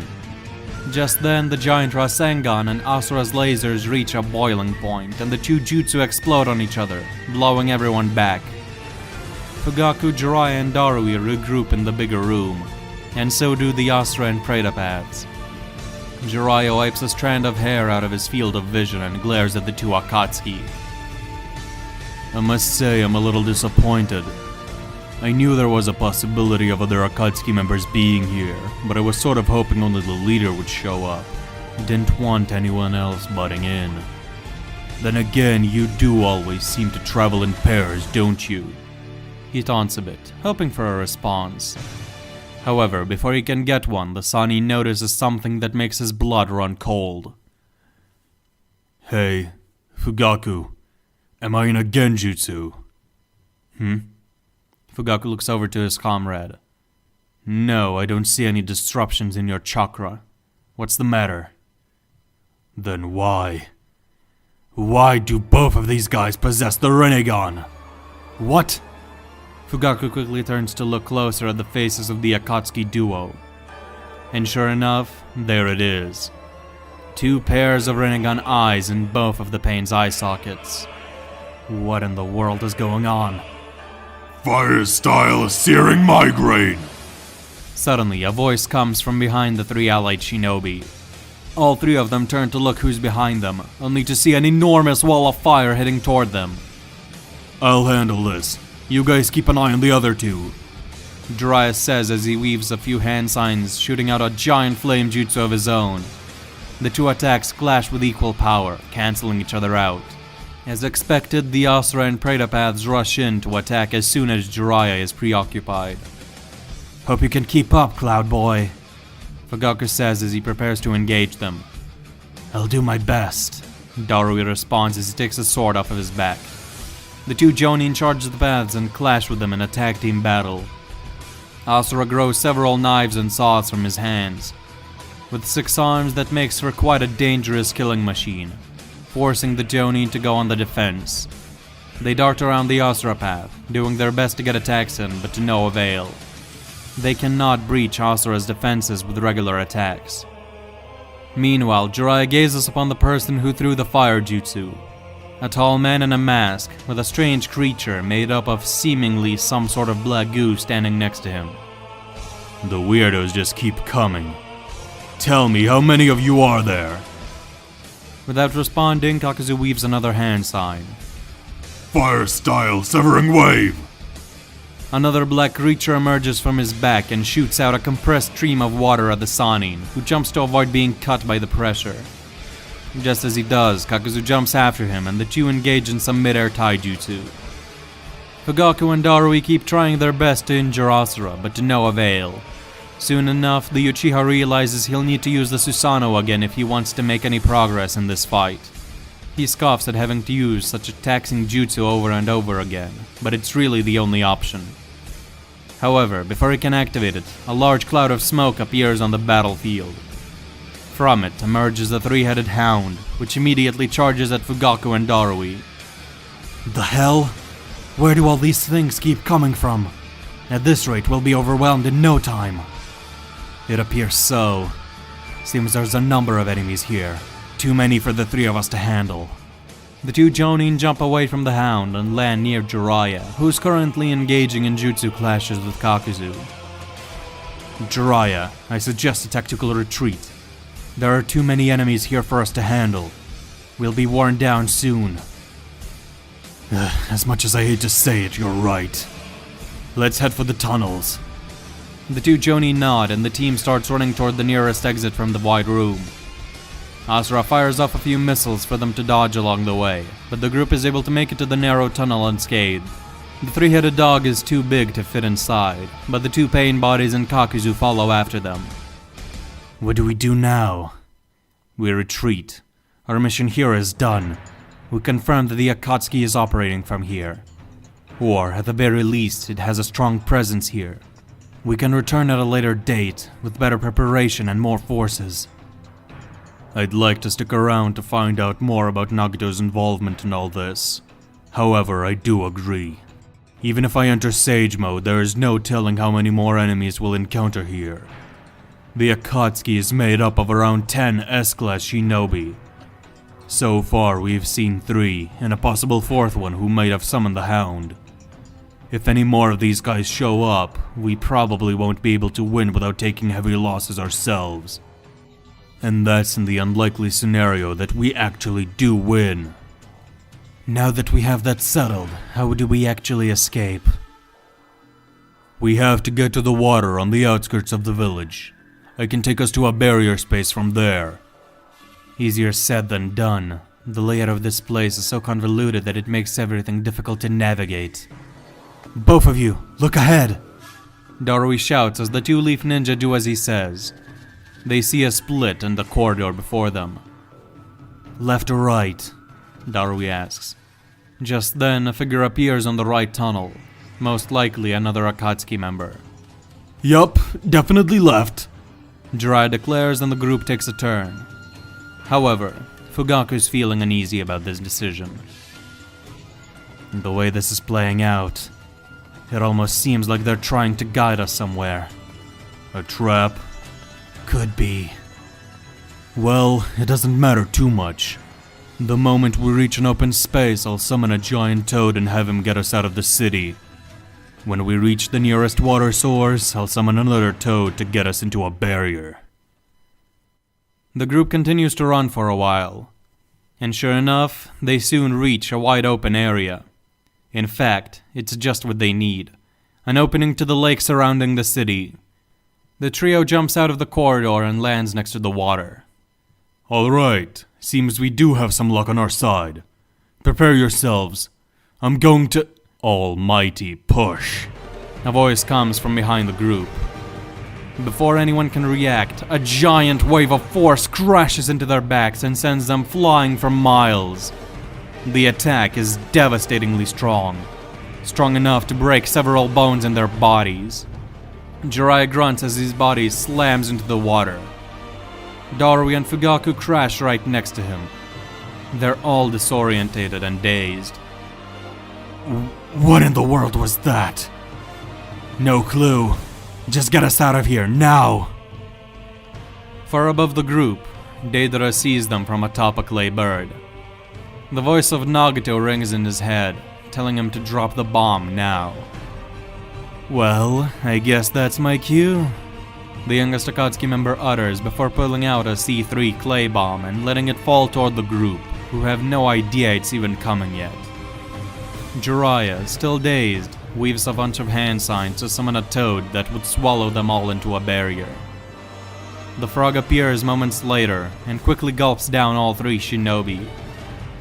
Mere milliseconds before the explosion, the toad vanishes back into the lands from which it came from. The C3 detonates, completely vaporizing everything within the range of several kilometers and evaporating thousands of cubic meters of water. Once the explosion dies down, Kakuzu and Deidara meet up with the Diva Path at the center of the leftover crater, which is starting to fill up with water. How's that for an art piece, Those guys stood no chance. Did they die? Of course they did. Didn't you see the blast radius? There's no way they could have escaped. Deidara boasts, but the Diva Path looks around uncertain. No, they got away. Moments before the explosion went off, their chakra suddenly vanished. They must have used the reverse summoning jutsu or something along those lines to escape. Pain explains, and Deidara lets out an exasperated sigh, clearly disappointed. So, what's our next move? Seems the Leaf and the Cloud have an alliance, and they're clearly onto us. They'll probably come back here with a lot more forces the next time around, and we won't have the element of surprise on our side either. Indeed, this situation is quite unexpected. However, I do not worry about the shinobi attempting to invade this land. We can deal with them. What makes me uneasy is that if there's a direct war between us and the nations, Madara might take advantage of the situation. We have to consider how we go about handling this. And that, ladies and gentlemen, is where we are leaving the story off right now. Hope you enjoyed. If you did and want to see more videos from me in the future, please make sure to subscribe so you don't miss out. But with all that being said, hope you have a wonderful rest of your day. Goodbye.